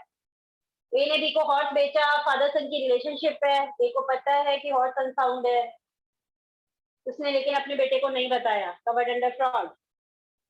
शेयर अलॉटमेंट कॉन्ट्रैक्ट, प्रोस्पेक्टस में जो चीज लिखी गई है बिल्कुल सही होनी चाहिए, डिस्क्लोज ऑल मटेरियल थिंग, गलत निकलती है covered under fraud, duty to speak बनती है उनकी। एक बार बताओ मुझे, कंफर्म करो, क्वेश्चन समझ में आए क्या? फ्रॉड में कैसे आ सकते हैं? क्वेश्चन मेन एग्जाम में 2 आए हुए हैं अभी तक। Define fraud, define misrepresentation, give difference between the two. और एक क्वेश्चन आया हुआ है कि does silence amount to fraud. 2 आए हुए हैं थ्योरी क्वेश्चन। मिसरिप्रेजेंटेशन की बात करते हैं। मिसरिप्रेजेंटेशन जो है, ये 3 पॉइंट इसकी डेफिनेशन के अच्छे से कर लेना। इनोसेंटली किसी को डिसीव करना, अनइंटेंशनल होता है, 3 पॉइंट लर्न करने हैं।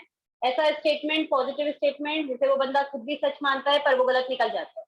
ब्रीच ऑफ ड्यूटी, लेकिन धोखा देने का इरादा नहीं है, एक पर्सन को एडवांटेज हो गया, दूसरे को हो गया नुकसान।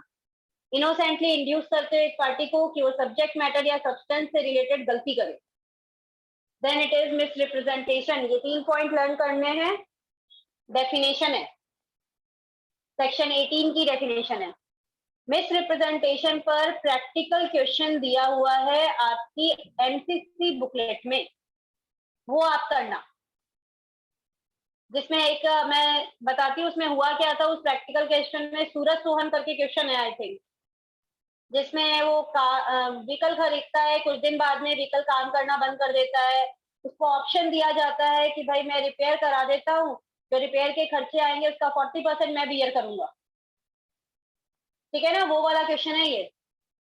तो वो एक बार रिपेयर चार्जेस ले लेता है, थोड़े दिन बाद व्हीकल काम करना बंद कर देता है, तब वो कॉन्ट्रैक्ट को कैंसिल करना चाहता है। Can he cancel the contract clause? नहीं कर सकता। अगर आपने मिसरिप्रेजेंटेशन के थ्रू किए गए कॉन्ट्रैक्ट में कोई बेनिफिट उठाया है, किसी भी तरीके से उसे अफर्म किया है, now you can not cancel it.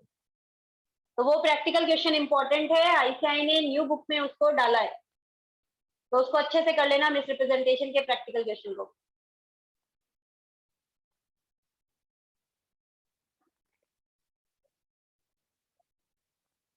इन सभी की वजह से, किसकी वजह से? Coercion, undue influence, fraud, misrepresentation, इन सबके कारण कॉन्ट्रैक्ट कैसा होता है? वॉइडेबल होता है। 2 एक्सेप्शनल केसेस हैं जहां पर कॉन्ट्रैक्ट वैलिड होता है। पहला, अगर केस मिसरिप्रेजेंटेशन का है या फ्रॉड बाय साइलेंस का है, और अग्रीड पार्टी के पास सच्चाई जानने का तरीका था परंतु उसने लापरवाही से काम किया, रेमेडी छिन जाएगी, अब कॉन्ट्रैक्ट को वॉइड डिक्लेयर नहीं कर सकते, इट विल बी वैलिड। या फिर अग्रीड पार्टी फ्रॉड या मिसरिप्रेजेंटेशन के कारण मिसलीड ही नहीं होती, cannot cancel the contract, contract is valid. 2 hours की मैराथन क्लास है, इसमें ब्रेक नहीं मिलेगा, ठीक है? तो don't ask from me of any break. Reason ये है कि मैराथन क्लासेस जो हैं उसमें मेरे को 7 आवर्स के अंदर पूरा सिलेबस कवर कराना है लॉ का। ओके, तो आप चाहो तो बाद में इसकी रिकॉर्डिंग आई थिंक आप देख सकते हो, इट्स ऑन यू। अच्छा, मैं ये बता रही हूँ, आई जस्ट वांट कि भाई, I don't think, I don't know Rupesh आज कहाँ तक का टॉपिक हो पाएगा, उसके अकॉर्डिंग कल का टॉपिक होगा। आई थिंक कल मैं सेल्स लूंगी, ठीक है? अब ये देखो, ये जो पहला पॉइंट है ना, आईसीआई ने नई वाली जो बुक है ना, न्यू बुक, किसी के पास पुरानी बुक होना तो साइट पे देख लेना, प्रैक्टिकल क्वेश्चन डाला है इस पॉइंट का, अच्छा क्वेश्चन डाला है जो मेरे अकॉर्डिंग आ सकता है एग्जाम में। उसमें एग्जाम्पल में दिया हुआ है, अगर आपने किसी ने पढ़ा है तो I am repeating it. Hemant, आप अलग से भी पूछ सकते हो मुझसे ये चीज, तो मैं वैसे भी बता दूंगी। हाँ, आईसीआई में एक प्रैक्टिकल क्वेश्चन डाला है कि ए ने बी को एक 2 व्हीलर बेचा है, सपोज करो एक्टिवा बेची है सेकेंड हैंड, और गाड़ी जो है एक्टिवा, उसकी फ्यूल मीटर और स्पीडोमीटर प्रॉपरली काम कर रहे हैं? मिस्टर समंत वाला, यस। ये क्वेश्चन अच्छे से कर लेना बेटा। तो फ्यूल मीटर, स्पीडोमीटर पर्टिकुलरली अच्छे से काम कर रहे हैं, और बायर ने बताया कि ये इतना एवरेज देती है, यानी इससे पेट्रोल में इतना किलोमीटर चलती है, और फिर ये चीज सही नहीं निकलती। अब बायर ये कॉन्ट्रैक्ट कैंसिल करना चाहता है, कर सकता है क्या? नहीं कर सकता। ये पहला एक्सेप्शन लगेगा। ये एक्सेप्शन प्रैक्टिकल क्वेश्चन के लिए एक्सेप्शन नंबर 1 इंपॉर्टेंट है। वो क्वेश्चन बहुत अच्छा फ्रेम्ड है आईसीआई में, उसको जरूर करना। मेरे अकॉर्डिंग आ सकता है आपके इस एग्जाम में। Had means to discover the truth, but worked with negligence. बात करते हैं मिस्टेक की। मिस्टेक की मैंने आपको शीट भी प्रोवाइड कराई थी, कॉन्ट्रैक्ट एंड सेल्स अडेंडम करके एक शीट दी थी मैंने, उसके अंदर था ये मिस्टेक का टॉपिक। मिस्टेक दो तरीके की हो सकती है, mistake of law, mistake of fact. Mistake of law Indian law की या फॉरेन लॉ की हो सकती है। Mistake of fact unilateral mistake या बायलैटरल मिस्टेक हो सकती है। Ignorance of law is not excusable. Her Indian citizen को अपने कंट्री के लॉ का नॉलेज होना चाहिए। अगर नहीं है तो दूसरी पार्टी सफर नहीं करेगी, the contract will be valid. Example याद आ रहा है? आपने रेड लाइट सिग्नल क्रॉस कर दिया, ट्रैफिक पुलिसमैन आया, चालान काट रहा है, क्या आप ये कह करके बच सकते हो अरे रेड लाइट पे रुकना भी होता है, मुझे तो पता ही नहीं था? Will this statement save you up? बच जाओगे क्या इस स्टेटमेंट से? नहीं बच पाओगे, because it is a mistake related to Indian law, contract will be valid. ठीक है, सेकेंडली बात करते हैं फॉरेन लॉ की।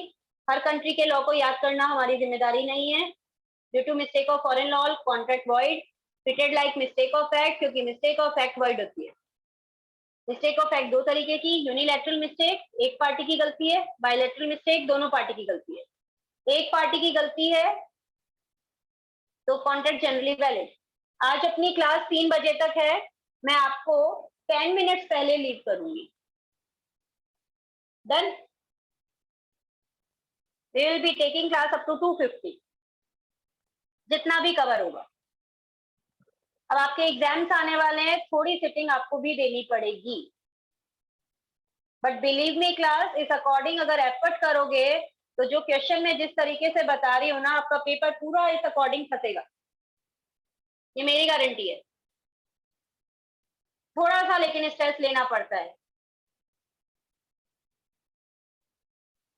चलो यूनिलैटरल मिस्टेक की बात करते हैं। Unilateral mistake single sided mistake है, एक पार्टी की गलती है, दूसरी पार्टी की कोई गलती नहीं। एक पार्टी की गलती है, दूसरी पार्टी की कोई गलती नहीं है। दूसरी पार्टी जो है वो केस फाइल कर सकती है कि नहीं कर सकती? कर सकती है। That is due to unilateral mistake, contract is generally valid. Exceptions दिए हुए यहाँ पर दो, mistake related to identity of a person, mistake related to nature of transaction. इनके बारे में कोई डिस्क्रिप्शन लर्न नहीं करना है, सिर्फ दो हेडिंग दी हुई है।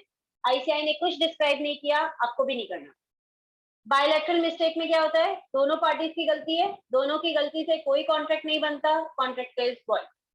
बायलैटरल मिस्टेक पर प्रैक्टिकल क्वेश्चन आते हैं, दो दो नंबर के आ सकते हैं। सेक्शन 20 है अलग से बायलैटरल मिस्टेक का। एमसीसी बुकलेट में पीछे क्वेश्चन दिए हुए ना प्रैक्टिकल, उसके अंदर बायलैटरल मिस्टेक के छोटे छोटे से 2-3 क्वेश्चन डले हुए। unknown to both the parties, horse has expired in the stable, ऐसा कुछ क्वेश्चंस दिए हुए हैं। तो बायलैटरल मिस्टेक में कॉन्ट्रैक्ट कैसा होता है? वॉइड होता है। दोनों पार्टी की गलती से कभी कोई कॉन्ट्रैक्ट नहीं बनता, इट इज वॉइड। अब टॉपिक देखो, आ गए अपन इसेंशियल एलिमेंट जो थे ना बेटा, उसका आगे के 2 पॉइंट कि ऑब्जेक्ट लीगल होना चाहिए, लॉफुल ऑब्जेक्ट, लॉफुल कंसीडरेशन। एक सेक्शन 23 दिया हुआ है। सेक्शन 23 क्या कहता है कि due to unlawful object and consideration contract void होता है। इन केसेस में ऑब्जेक्ट और कंसीडरेशन को अनलॉफुल माना जाएगा if it is prohibited by law, किसी लॉ में मना किया गया हो। प्रोहिबिटेड बाय लॉ होना चाहिए, नॉट बाय एन ऑफिसर। याद आ रहा है? एक एग्जांपल पढ़ा था जहां पर बैन जो है फॉरेस्ट एक्ट में नहीं था, फॉरेस्ट ऑफिसर ने लगाई थी कंडीशन। तो ये कहा गया था कि अनलॉफुल ऑब्जेक्ट या कंसीडरेशन में नहीं लिया जाएगा।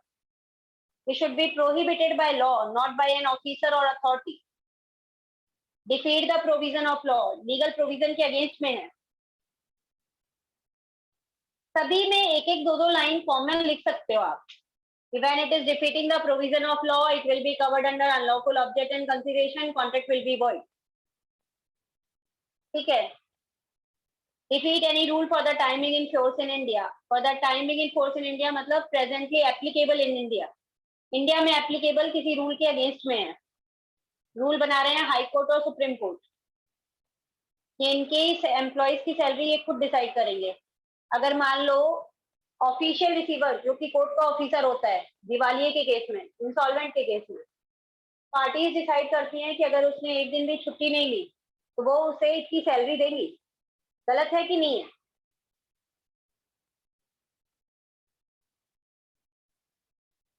गलत है, क्योंकि उसकी सैलरी डिसाइड करने की पावर किसके पास है? कोर्ट के पास है ना। causing injury to a person or his property, fraudulent, causing injury to a person or property, किसी पर्सन या उसकी प्रॉपर्टी को नुकसान पहुंचाने वाला है। immoral, against public policy। immoral का एग्जांपल याद आ रहा है? ए ने एक मैरिड लेडी बी से बोला 20 लाख रुपए दूंगा अगर अपने हस्बैंड को डिवोर्स दे दो, मुझसे शादी कर लो। इमोरल है, मॉरलिटी के प्रिंसिपल्स के अगेंस्ट में है, covered under unlawful object and consideration, contract will be void. आपको सेक्शन 23 के 7 पॉइंट्स की हेडिंग लर्न करनी है। कोई भी प्रैक्टिकल क्वेश्चन आए लीगल प्रोविजन में सेक्शन 23 जाएगा। Got my point?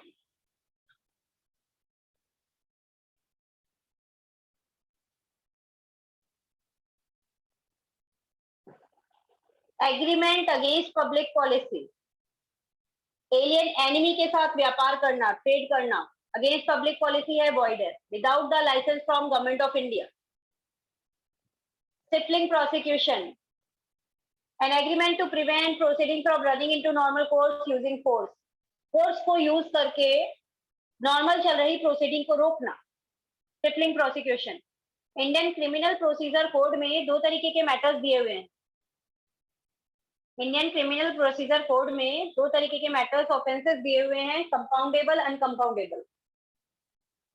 कंपाउंडेबल को जो ऑफेंसेस होते हैं, छोटे लेवल के क्राइम होते हैं, उनमें लगता है सिर्फ फाइन, जेल नहीं होती। और अनकंपाउंडेबल बड़े लेवल के क्राइम्स होते हैं जहां पर जेल भी होती है। तो अगर अनकंपाउंडेबल वाले ऑफेंसेस को कोर्ट में जाने से रोका, क्राइम बढ़ जाएंगे, क्रिमिनल को एनकरेजमेंट मिलेगा कि हम तो इस तरीके से बच सकते हैं, against public policy will be void. Maintenance and champerty,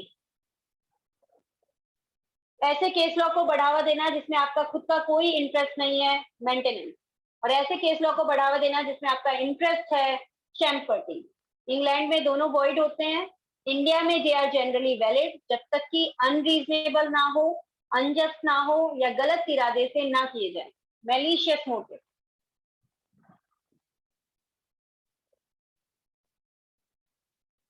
अभी जो टॉपिक कर रहे हैं ना अपन, ये वाला अगेंस्ट पब्लिक पॉलिसी वाला, इसमें प्रैक्टिकल क्वेश्चन आने के चांसेस हैं। डायरेक्ट थ्योरी नहीं आएगा, प्रैक्टिकल आएगा। वैभव मुझसे सेपरेटली मांगना पड़ेगा पीडीएफ को, क्योंकि आप लोगों की क्लासेस आई थिंक पहले हो चुकी हैं तो ऐप से डिलीट हो चुका होगा। अच्छा, traffic related to public offices, इस पर जो है लास्ट टाइम ही प्रैक्टिकल क्वेश्चन आया है। पब्लिक पोस्ट को गुड्स की तरह खरीदना और बेचना। ए ने बी से बोला इनकम टैक्स डिपार्टमेंट में नौकरी दिला दो, 20 लाख रुपए दूंगा। पब्लिक ऑफिसर को रिश्वत देना, पब्लिक रिवॉर्ड्स के लिए रिश्वत देना। पद्म विभूषण का अवार्ड मुझे दिला दो तो मैं 10 लाख रुपए दूंगा। जो एग्जाम्पल आया था अभी लास्ट एग्जाम में, वो याद आ रहा है वो किस तरीके से था? वो एग्जाम्पल इस तरीके से था कि भाई ए बी से बोलता है गवर्नमेंट ऑफिसर से कि तुम अपनी पोस्ट से रिटायर हो जाओ जिससे मैं उस पोजीशन पर या कोई और उस पोजीशन पर अपॉइंट किया जा सके। तो ये गलत है, it is traffic related to public officer. Same example ICI में दिया हुआ है। Agreement to create monopoly, monopoly से कंपटीशन खत्म, नुकसान पब्लिक का, so against public policy. Marriage brokerage agreement, to negotiate marriage for reward is against public policy, void. But marriage bureau और matrimonial site सही होती हैं बेटा, क्योंकि ये they do not negotiate marriage for reward, they only provide information.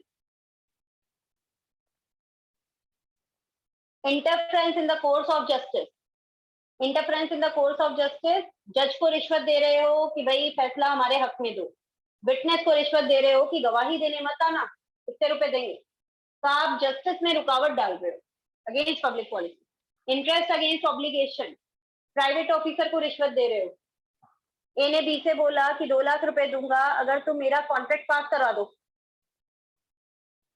तो आप उसे ड्यूटी के अगेंस्ट काम करने के लिए पैसे दे रहे हो। Interest against obligation against public policy will be void. Consideration unlawful in part, consideration partly legal है पार्टली इलीगल है, सेपरेट कर सकते हैं तो लीगल वाला पार्ट वैलिड होता है, इलीगल वाला वॉइड होता है, और अगर नहीं कर सकते तो पूरा का पूरा वॉइड, इलीगल के कोलेट्रल वॉइड होते हैं। Agreement expressly declared void by law, last topic है इसेंशियल एलिमेंट का। सेक्शन 10 का लास्ट इसेंशियल एलिमेंट था should not B expressly declared void by law. तो अब हम पढ़ रहे हैं कि कौन से ऐसे एग्रीमेंट हैं जिन्हें लॉ ने एक्सप्रेसली वॉइड डिक्लेयर कर रखा है। इसमें देखो सेक्शन 26 के अंदर आता है तुम्हारा इन रिस्ट्रेन ऑफ मैरिज, जिस पर्सन की लीगल एज है उसे आप शादी करने से रोक नहीं सकते, रोकोगे तो expressly declared void by law, exception minor. फिर इन रिस्ट्रेन ऑफ ट्रेड, आप किसी भी पर्सन को लॉफुल ट्रेड करने से रोक नहीं सकते, रोकोगे तो expressly declared void by law. 6 exception थे। Sale of goodwill, buyer of goodwill seller of goodwill पर रेस्ट्रिक्शन लगा सकता है, पर्टिकुलर एरिया में पर्टिकुलर टाइम पीरियड तक इस तरीके का कोई बिजनेस नहीं करोगे, then it is valid, but restriction reasonable होना चाहिए। It cannot be anywhere, cannot be for ever. आप एक पर्टिकुलर टाइम पीरियड तक पर्टिकुलर एरिया में ही लगा सकते हो रेस्ट्रिक्शन। सिमिलरली पार्टनरशिप में भी एग्जिस्टिंग या रिटायरिंग पार्टनर पे रेस्ट्रिक्शन लगाए जा सकते हैं। एलएलपी में भी रेस्ट्रिक्शन लगाया जा सकता है कि जब तक आप हमारे यहाँ पार्टनर हो प्राइवेट प्रैक्टिस नहीं करोगे। ट्रेड कॉम्बिनेशन, ट्रेडर्स का ग्रुप था कि पर्टिकुलर रेट के नीचे काम नहीं करेंगे, रेट के ऊपर कंपटीशन नहीं करने देगा। Service agreement, employer employee, employee agree करता है एम्प्लॉयर से कि during the terms of service, जब तक मैं आपके यहाँ काम कर रहा हूँ मैं प्राइवेट प्रैक्टिस नहीं करूंगा, आपको कम्पीट नहीं करूंगा। अगर वो करता है then he can be stopped by injunction order. इसका प्रैक्टिकल क्वेश्चन एमसीसी बुकलेट में दिया हुआ है, वो कर लेना। सर्विस एग्रीमेंट का डॉक्टर कंपाउंडर वाला, सर्जन एंड असिस्टेंट वाला प्रैक्टिकल क्वेश्चन एमसीसी बुकलेट में दिया है, उसको अच्छे से कर लेना। सोल और एक्सक्लूसिव डीलिंग एग्रीमेंट, फ्रेंचाइजी, मैं तो अपना जितना भी प्रोडक्शन होगा ना इस साल वो सारा मिस्टर ए को बेचूंगी, तो इसमें कुछ गलत नहीं है। It depends on our mutual understanding. Franchisee होती है, एक्सक्लूसिव डीलिंग एग्रीमेंट होते हैं, दे आर वैलिड।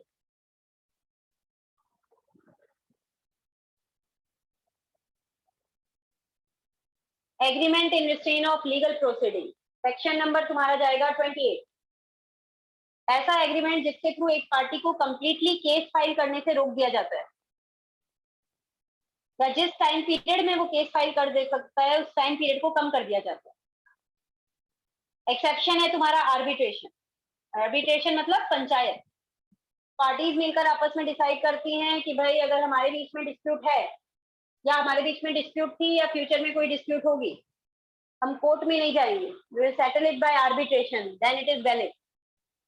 कोर्ट के लिए तो वैसे ही फेमस है कि लड़ते लड़ते पुश्ते मर जाती हैं, डिसीजन नहीं आता। तो कुछ मैटर अगर आर्बिट्रेशन के थ्रू सॉल्व हो तो it is for good reason, that's why valid. Point समझ में आया क्या ये वाला, बताओ मुझे। इस पे एक प्रैक्टिकल क्वेश्चन डला हुआ है एमसीसी बुकलेट में, लास्ट टाइम आपके मेन एग्जाम में भी आया है, जिसमें मिस्टर रमन और मिस्टर सेठ की लीगल फाइट चल रही होती है, और मिस्टर रमन बोलते हैं ना, एक लॉयर की हेल्प लेते हैं कि मेरे ओपोनेंट का केस नहीं लड़ोगे तो इतने रुपए दूंगा, मतलब लॉयर को रिश्वत दोगे, it will be covered under this point, expressly declared void by law. दोबारा समझ लो, एग्रीमेंट इन लीगल प्रोसीडिंग क्या है, रिस्ट्रेन ऑफ लीगल प्रोसीडिंग, एक पार्टी को कंप्लीटली केस फाइल करने से रोक दिया जाता है, या जिस समय में वो केस फाइल कर सकता है उस समय को कम कर दिया जाता है। You can learn this matter from PDF. ICI की लैंग्वेज अगर डिफिकल्ट लगे तो यहाँ से कर सकते हो। Expressly declared void by law है ना, उसी में जाएगा। लॉयर को रिश्वत देते हैं तो इस पॉइंट में कवर होता है। फिर agreement with uncertain meaning already ले चुके हो, ऑयल वाला एग्जांपल लिया था ना, कोकोनट ऑयल वाला लिया था, उसके बाद वही है। अनसर्टेन मीनिंग वाले वर्ड होते हैं, but if the uncertain meaning can is capable of being made certain, जैसे कोकोनट ऑयल वाला, then it will be valid. Wagering agreement, wager मतलब betting, section 30, promise to pay money or money is worth, happening non happening, future uncertain event, game of chance, बारिश हुई तो मैं तुम्हें 500 रुपए दूंगी वरना तुम मुझे 500 रुपए देना, एक जीतेगा दूसरा हारेगा। ट्रांजेक्शन के एग्जांपल्स, लॉटरी ट्रांजेक्शन, गैमलिंग है वो भी, इवन गवर्नमेंट ऑथराइज लॉटरी को भी यहाँ पर शामिल किया जाता है वैगरिंग में। सिर्फ ये फर्क पड़ेगा कि अगर गवर्नमेंट ऑथराइज है तो जो पर्सन लॉटरी कंडक्ट करा रहा है उसको कोई पनिश नहीं किया जाएगा। क्रॉसवर्ड पजल पिक्चर कंपटीशन, ठीक है, जहाँ पर आप चाहते हैं ये डिसाइड किया जाता है कि आपका जो आंसर है प्रीवियसली प्रिपेयर्ड जो सॉल्यूशन है एडिटर का उससे मैच होना चाहिए, तो वैगरिंग में आते हैं। बट अगर ये नॉलेज और स्किल इंटेलिजेंस पर आधारित है और प्राइज मनी 1000 रुपए से नीचे है, then it will be valid. Speculative transaction, ऐसे शेयर मार्केट ट्रांजेक्शन तेजी मंदी वाले, जहाँ पर गुड्स की डिलीवरी लेने का इरादा नहीं है, they just want to settle the transaction with difference on the same day। Speculative transaction होते हैं, वैगरिंग में लिए जाते हैं। हॉर्स रेस ट्रांजेक्शन, 500 रुपीज से नीचे की घुड़दौड़ horse race transaction will be covered under wagering, यानी कि 500 रुपीज और above is valid.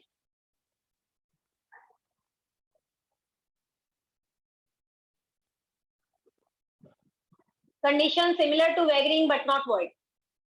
Chit fund, chit fund अच्छे के लिए होता है, it is a way to promote the saving, that's why valid. Share market transaction, पूरी इकोनॉमी टिकी हुई है इंडिया की, इसको ये डाल नहीं सकते थे वैगरिंग में। Price competition based on skill knowledge provided price money does not exceed ₹1000, valid. Insurance के कॉन्ट्रैक्ट भी वैलिड। शॉर्ट में मैंने आपको यूनिट 3 रिवाइज कराई है, and mind my words, unit 2 and 3 are very important. Unit 2 and 3 of contract act में अच्छे खासे क्वेश्चन आते हैं। जो कंपलसरी क्वेश्चन आता है ना, उसमें एक क्वेश्चन कंपनी का, एक क्वेश्चन कॉन्ट्रैक्ट का और एक किसी भी एक्ट का आ जाता है, ठीक है। तो जो क्वेश्चन आता है ना कंपलसरी वाला, उसमें यूनिट 3 के क्वेश्चन आने के चांसेस सबसे ज्यादा होते हैं। तो यूनिट 3 के प्रैक्टिकल क्वेश्चन सारे करके जाना। इसके बाद है आपकी यूनिट नंबर 4। यूनिट 4 लेंदी तो है, लेकिन यूनिट 4 में सिलेक्टेड ऐसे टॉपिक्स हैं जो आपको मार्क्स दिला सकते हैं, तो टारगेटेड स्टडी कर सकते हो यूनिट 4 की।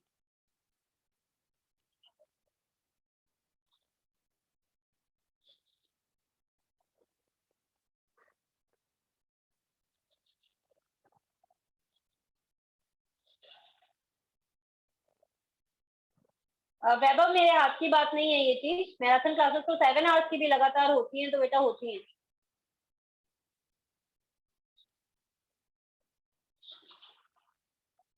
दोबारा नोट्स ऐप पे डालना मेरे लिए पॉसिबल नहीं है, फिर किसी को चाहिए पर्सनली कांटेक्ट करूँ।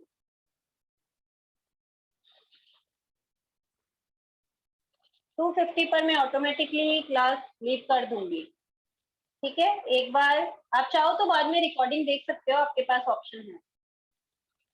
परफॉर्मेंस ऑफ कॉन्टेक्ट लेने जा रहे हैं। सिलेक्टेड टॉपिक यूनिट 4 के मैं आपको बताती जाऊंगी जहां क्वेश्चन आए हुए हैं, वो है ना। दर्शी आप मन्ना वहां से इंस्टीट्यूट से नंबर ले सकते हो, और तो क्या है। परफॉर्मेंस ऑफ कॉन्टेक्ट देखो एक बार।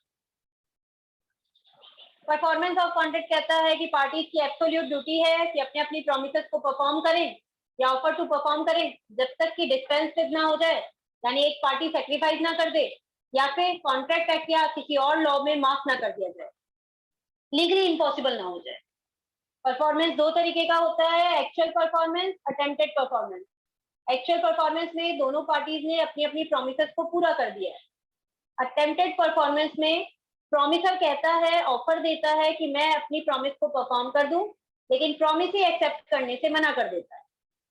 This is known as attempted performance. Theory question पूछा जा सकता है, what are the obligation of parties to a contract. इसमें एक आईसीआई में डिस्क्रिप्टिव क्वेश्चन दिया हुआ था पुरानी वाली बुक में। Basic rule is parties should perform it is absolute duty of the parties to perform their promise.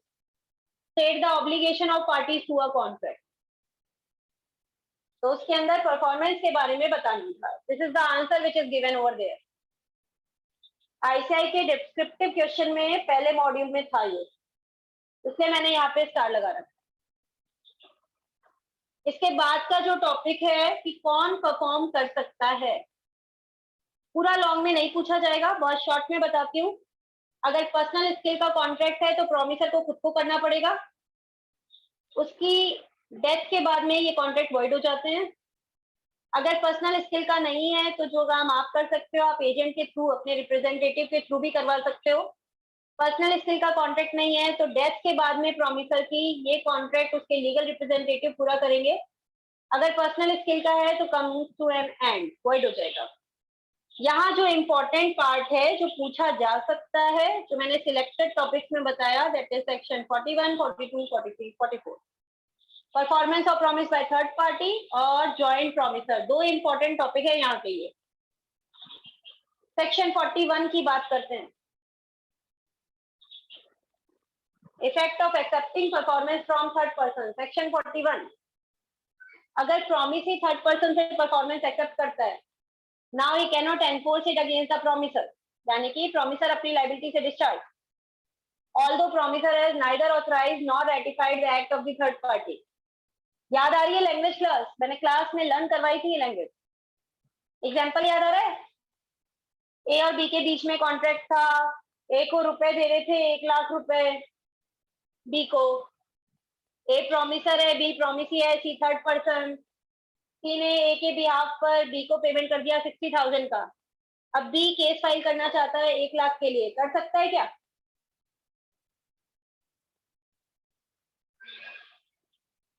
नहीं कर सकता। he can sue only for the remaining amount, that is ₹40,000। याद आ रहा है? ये वही वाला प्रैक्टिकल क्वेश्चन बन के आता है 4 मार्क्स का, और इस लैंग्वेज के नंबर है। आई एम सेइंग इस लैंग्वेज के नंबर है।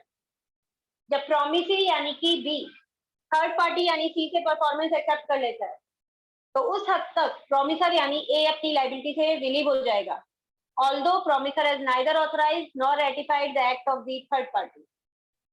इंपॉर्टेंट टॉपिक है ये वाला, अच्छे से करना। यूनिट 4 लेंथी जरूर है लेकिन सिलेक्टेड टॉपिक्स इसमें से पूछे जा रहे हैं। सक्सेशन असाइनमेंट में डिफरेंस आपको पता है, असेट्स और लाइबिलिटीज दोनों ट्रांसफर हो तो सक्सेशन, और सिर्फ असेट्स ट्रांसफर हो तो assignment.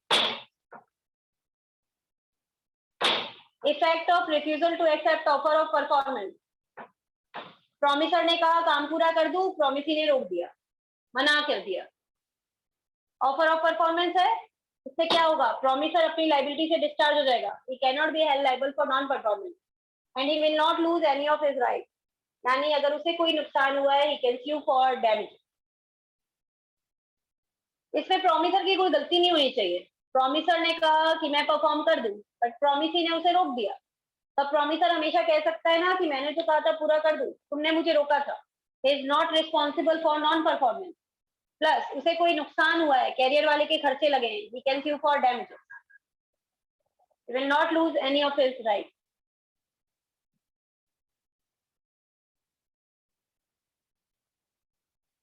Question point of view से one of the most important topic for practical question, joint promisor. याद आ रहा है टॉपिक? सेक्शन 42, 43, 44 लैंग्वेज यहां से कर सकते हो, एग्जाम्पल से एक्सप्लेन किया था मैंने। ये रहा जॉइंट प्रोमिसर की लायबिलिटी कैसी है, joint as well as several, मिलके भी जिम्मेदार है, एक अकेला भी जिम्मेदार है। एबीसी ने मिलकर के डी से 90,000 रुपए उधार लिए, प्रोमिसरी नोट लिख के दिया है कि वो डी को 90,000 रिटर्न कर देंगे। सेक्शन 42 क्या कहता है? जॉइंट लायबिलिटी की बात करता है। जॉइंट लायबिलिटी मतलब जब तक ये जिंदा हैं अपनी अपनी प्रॉमिस को पूरा करेंगे, और इनकी डेथ के बाद इनका काम इनके लीगल रिप्रेजेंटेटिव करेंगे। यानी ए बी सी तीनों 30-30 हजार लेके आएंगे, प्रॉमिस पूरी हो जाएगी। और अगर ए की डेथ हो गई तो कॉन्ट्रैक्ट को ए के लीगल रिप्रेजेंटेटिव बी और सी पूरा करेंगे।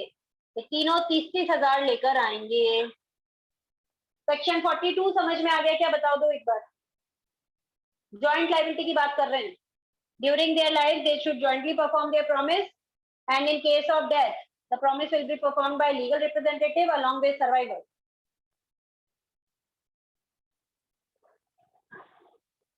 देखो मैराथन क्लास यूजफुल तभी होती है जब आपको पहले से उसका थोड़ा बहुत आइडिया हो, है ना। टॉपिक का आइडिया आपको होना चाहिए। सेक्शन 43, सेक्शन 43 बात करेगा सेवरल लाइबिलिटी की। सेवरल लाइबिलिटी मतलब एक अकेले से भी प्रॉमिसी पूरा पेमेंट मांग सकता है और उसे देना पड़ेगा, मना नहीं कर सकता। बाद में वो बाकियों से कॉन्ट्रीब्यूशन क्लेम कर सकता है। जैसे मान लो डी ने ए से कहा 90,000 दो, एक बार ए को 90,000 देने पड़ेंगे, बाद में वो बी और सी से 30,000 क्लेम कर सकता है। अगर इस केस में ए दिवालिया हो गया तो उसका लॉस बी और सी उठाएंगे। कितना कितना अमाउंट लाएंगे बी और C, how much amount?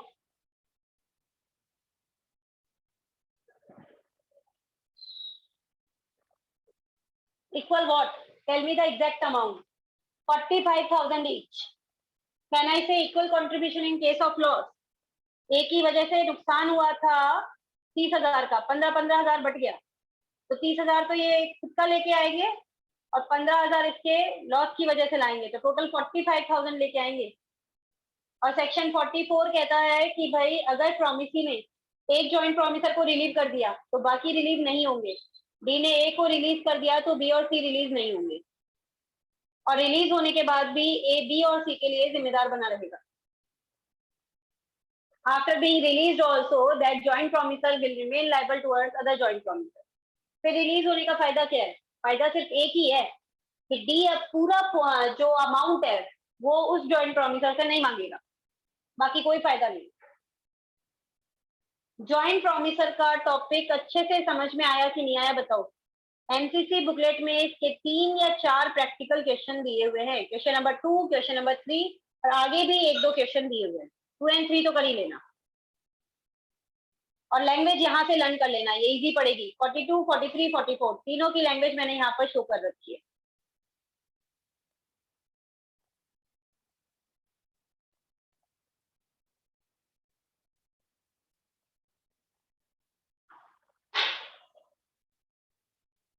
Time and place of performance of promise, इस टॉपिक की रीडिंग लगा के चले जाना, बस बहुत है। अभी तक कोई क्वेश्चन नहीं आया हुआ है। परफॉर्मेंस ऑफ रेसिप्रोकल प्रॉमिसेस में रीडिंग इज सफिशिएंट। जो टॉपिक अच्छे से करना है वो ये वाला टॉपिक है, appropriation of payment. Section number याद आ रहे हैं? 59, 60, 61, appropriation of payment. I am just telling you selected topics of unit 4 which are very important. एक क्वेश्चन याद आ रहा है, एमसीसी बुकलेट में डला हुआ है, मिस्टर सोनूमल, मिस्टर दातुमल, एनीवन याद आ रहा है? सोनूमल, दातुमल, अप्रोप्रिएशन ऑफ पेमेंट क्वेश्चन डला हुआ है एमसीसी बुकलेट में। बहुत इंपॉर्टेंट क्वेश्चन है, मेन एग्जाम में आया हुआ है।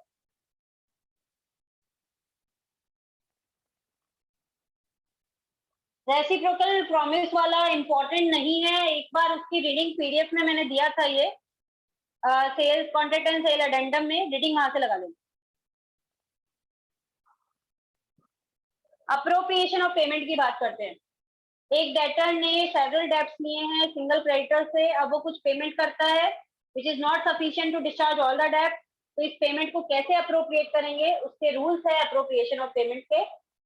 सेक्शन 59 कहता है कि डेटर की इच्छा पर whatever is paid according to the intention of the payer. Application of payment debt to be discharged is indicated.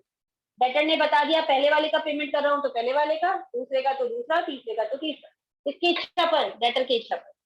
Debtor अपनी इच्छा ना बताए तो क्रेडिटर की इच्छा पर। Application of payment where debt to be discharge is not indicated at the desire of creditor. दोनों party नहीं बताए, FIFO method, first in time will get priority.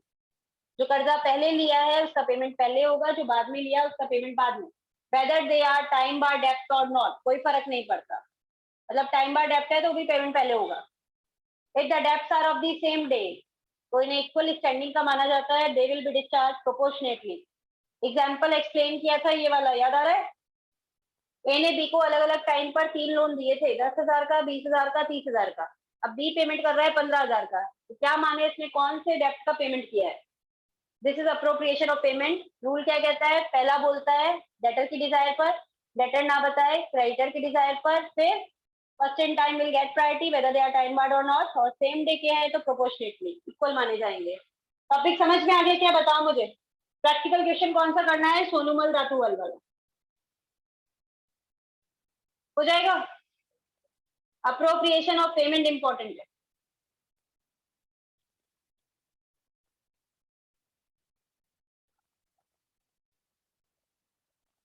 Yes, यहाँ पर हमने यही बोला कि whatever is paid according to intention of pair.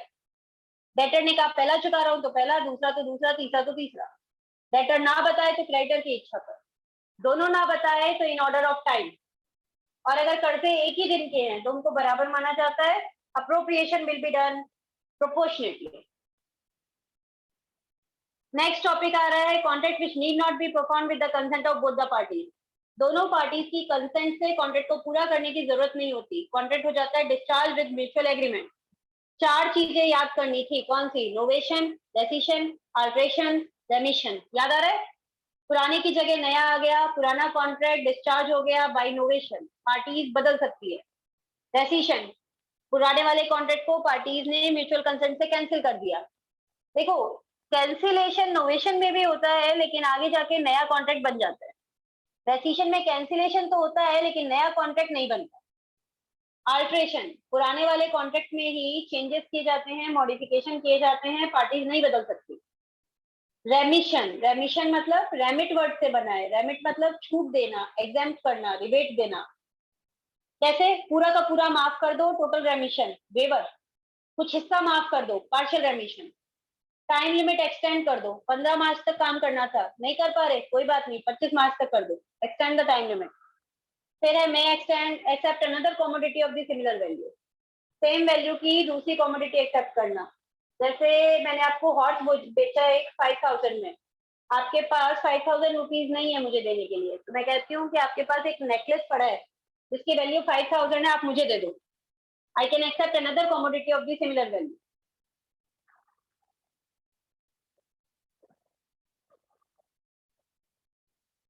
अब जो टॉपिक आ रहा है, नोवेशन में होता है वैभव, पुराने की जगह नया कॉन्ट्रैक्ट आता है। नोवेल वर्ड से बना है, नोवेल मतलब न्यू। पुराने कॉन्ट्रैक्ट की जगह नया कॉन्ट्रैक्ट आता है तो पुराना कॉन्ट्रैक्ट डिस्चार्ज हो जाता है बाय नोवेशन। पुराने वाले को पूरा करने की जरूरत नहीं होती, पार्टीज बदल सकती हैं इन केस ऑफ नोवेशन। अच्छा, ये जो पॉइंट आ रहा है ना, restoration of benefit under voidable contract, voidable contract में बेनिफिट उठाया है, वापस करना पड़ेगा।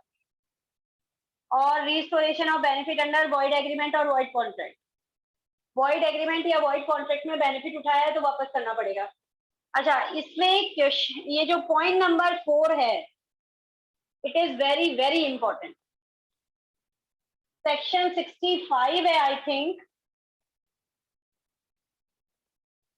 और इस पर आपकी एमसीसी बुकलेट में प्रैक्टिकल क्वेश्चन दिया हुआ है, और आईसीआई बुक में भी प्रैक्टिकल क्वेश्चन दिया हुआ है।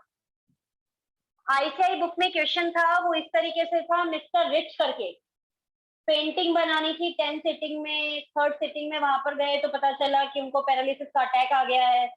अब वो पेंटिंग कंप्लीट नहीं कर सकते, और पेंटिंग बनाने के लिए उन्होंने एडवांस ले रखा है, तो जो एडवांस ले रखा है वो वापस होगा। याद आ रहा है? ऐसा एक क्वेश्चन आईसीआई की न्यू बुक में डला हुआ है,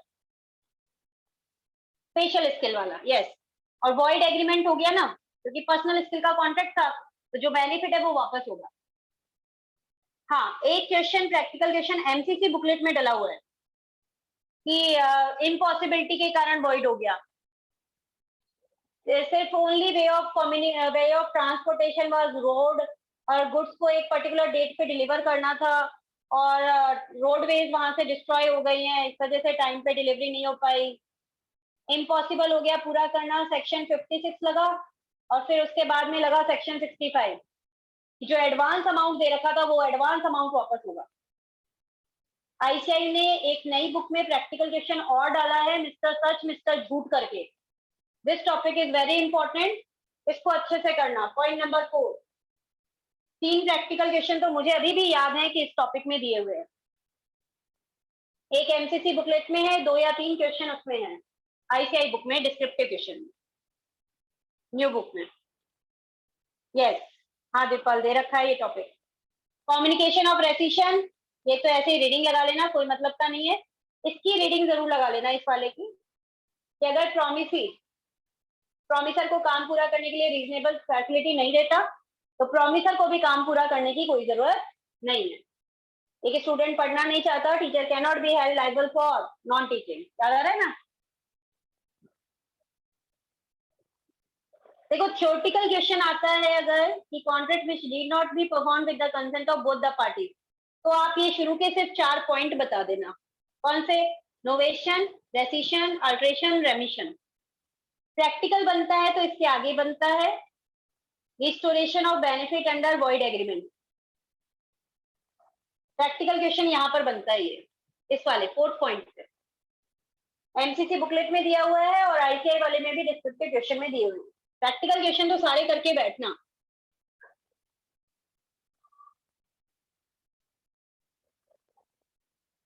एक टॉपिक यहाँ पर दिया हुआ है डिस्चार्ज ऑफ कॉन्ट्रैक्ट, ये थ्योरेटिकल में पूछा जा सकता है, थ्योरेटिकल क्वेश्चन में पूछा जा सकता है डिस्चार्ज ऑफ कॉन्ट्रैक्ट। बहुत इजी टॉपिक है ये, पूरी यूनिट की समरी है एक तरीके से। डिस्चार्ज बाय परफॉर्मेंस, आप दुकान पे गए, दुकानदार को रुपए दिए, उसने आपको सामान दे दिया, performance, discharge by performance.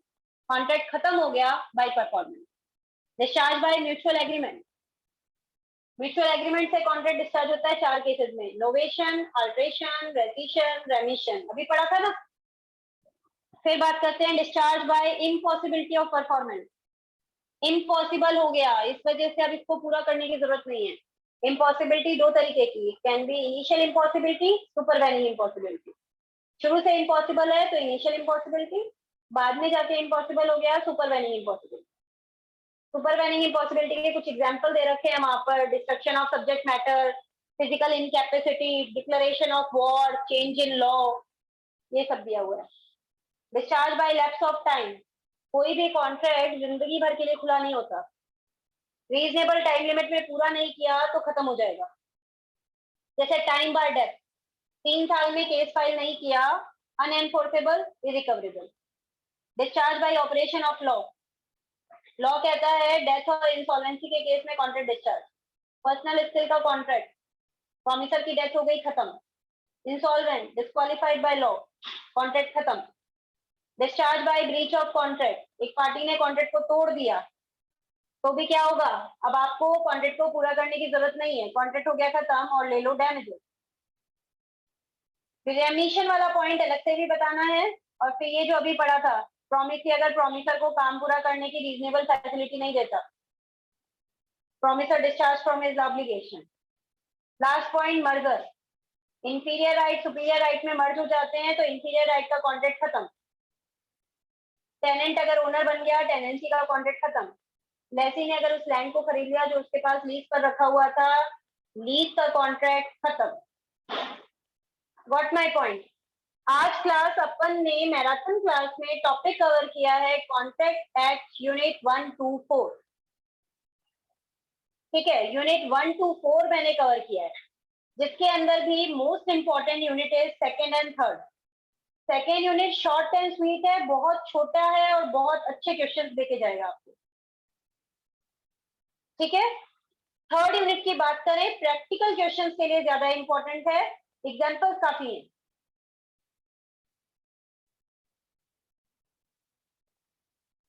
Fourth unit में जो सिलेक्टेड टॉपिक्स आपको बताए हैं प्रैक्टिकल क्वेश्चंस के लिए, उन पर स्ट्रेस देना। फोर्थ यूनिट लंबी है पर ये मतलब नहीं है कि उसको छोड़ के जाना है, नहीं बिल्कुल नहीं। फोर्थ यूनिट में से क्वेश्चन 6 मार्क्स के भी आए हुए हैं, जैसे अप्रोप्रिएशन ऑफ पेमेंट पे 6 मार्क्स का क्वेश्चन मेन एग्जाम में आया हुआ है। नंबर डायरेक्टली नहीं दे सकती दिक्कत, आपको एमसीसी से ही लेना पड़ेगा। सेक्शन 65 यही कहता है कि वॉइड एग्रीमेंट या वॉइड कॉन्ट्रैक्ट में कोई बेनिफिट उठाया है तो वापस करना पड़ेगा आपको। जैसे मान लो एक सिंगर है, उसके साथ गाना गाने का कॉन्ट्रैक्ट किया कि 10 मार्च को वो कॉन्सर्ट देगी, 10 मार्च को उसका गला खराब हो गया, she is not in a condition to sing, और गाना गाने के लिए उसने 10,000 एडवांस ले रखा है, 10,000 वापस होंगे कि नहीं होंगे, बताओ मुझे। It is a benefit received under void contract, वापस करने पड़ेंगे। बुक लिखने के लिए राइटर ने एडवांस ले लिए 10,000, अब उसकी डेथ हो गई तो एडवांस का अमाउंट तो वापस होगा ना। अर्नेस्ट मनी वापस नहीं होता। अर्नेस्ट मनी क्या होता है? सिक्योरिटी डिपॉजिट, कि तुमने कॉन्ट्रैक्ट को पूरा नहीं किया तो ये अमाउंट मैं जब्त कर लूंगा, तो वो फॉरफिट होता है, वो वापस नहीं होता। अर्नेस्ट मनी, सिक्योरिटी डिपॉजिट वापस नहीं होते।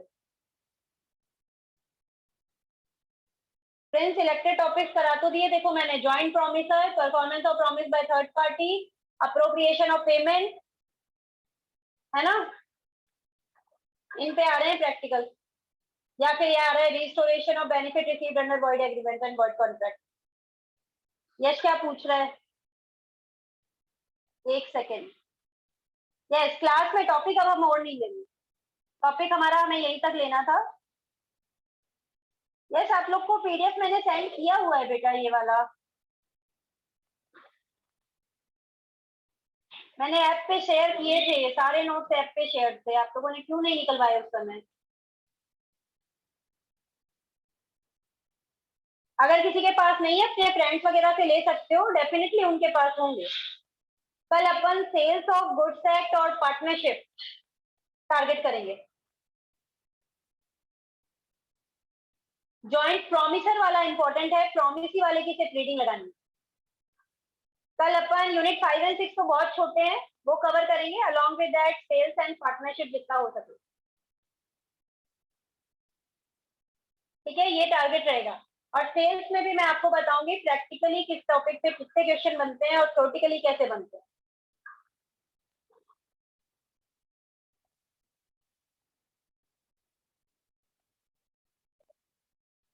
एमसीसी बुकलेट तो आपके पास होगी ना उनकी तरफ?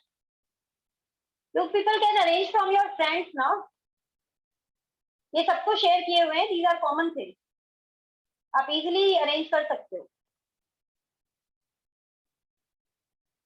हाँ यश, आप मुझसे ले लेना, रेसिप्रोकल प्रॉमिस का पीडीएफ भेजा हुआ है already, contract and sales addendum वाले। हाँ, इंपॉर्टेंट टॉपिक्स कल मैं मैराथन में उसके भी बताऊंगी, सेल्स के और पार्टनरशिप के। That's all from my side class, thank you so much.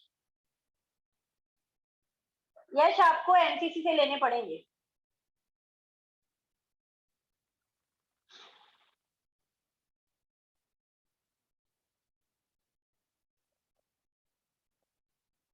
Okay, so that's all from my side. I hope it will help you, और आपकी यूनिट 1 एंड 4 आप अच्छे से कर पाओगे।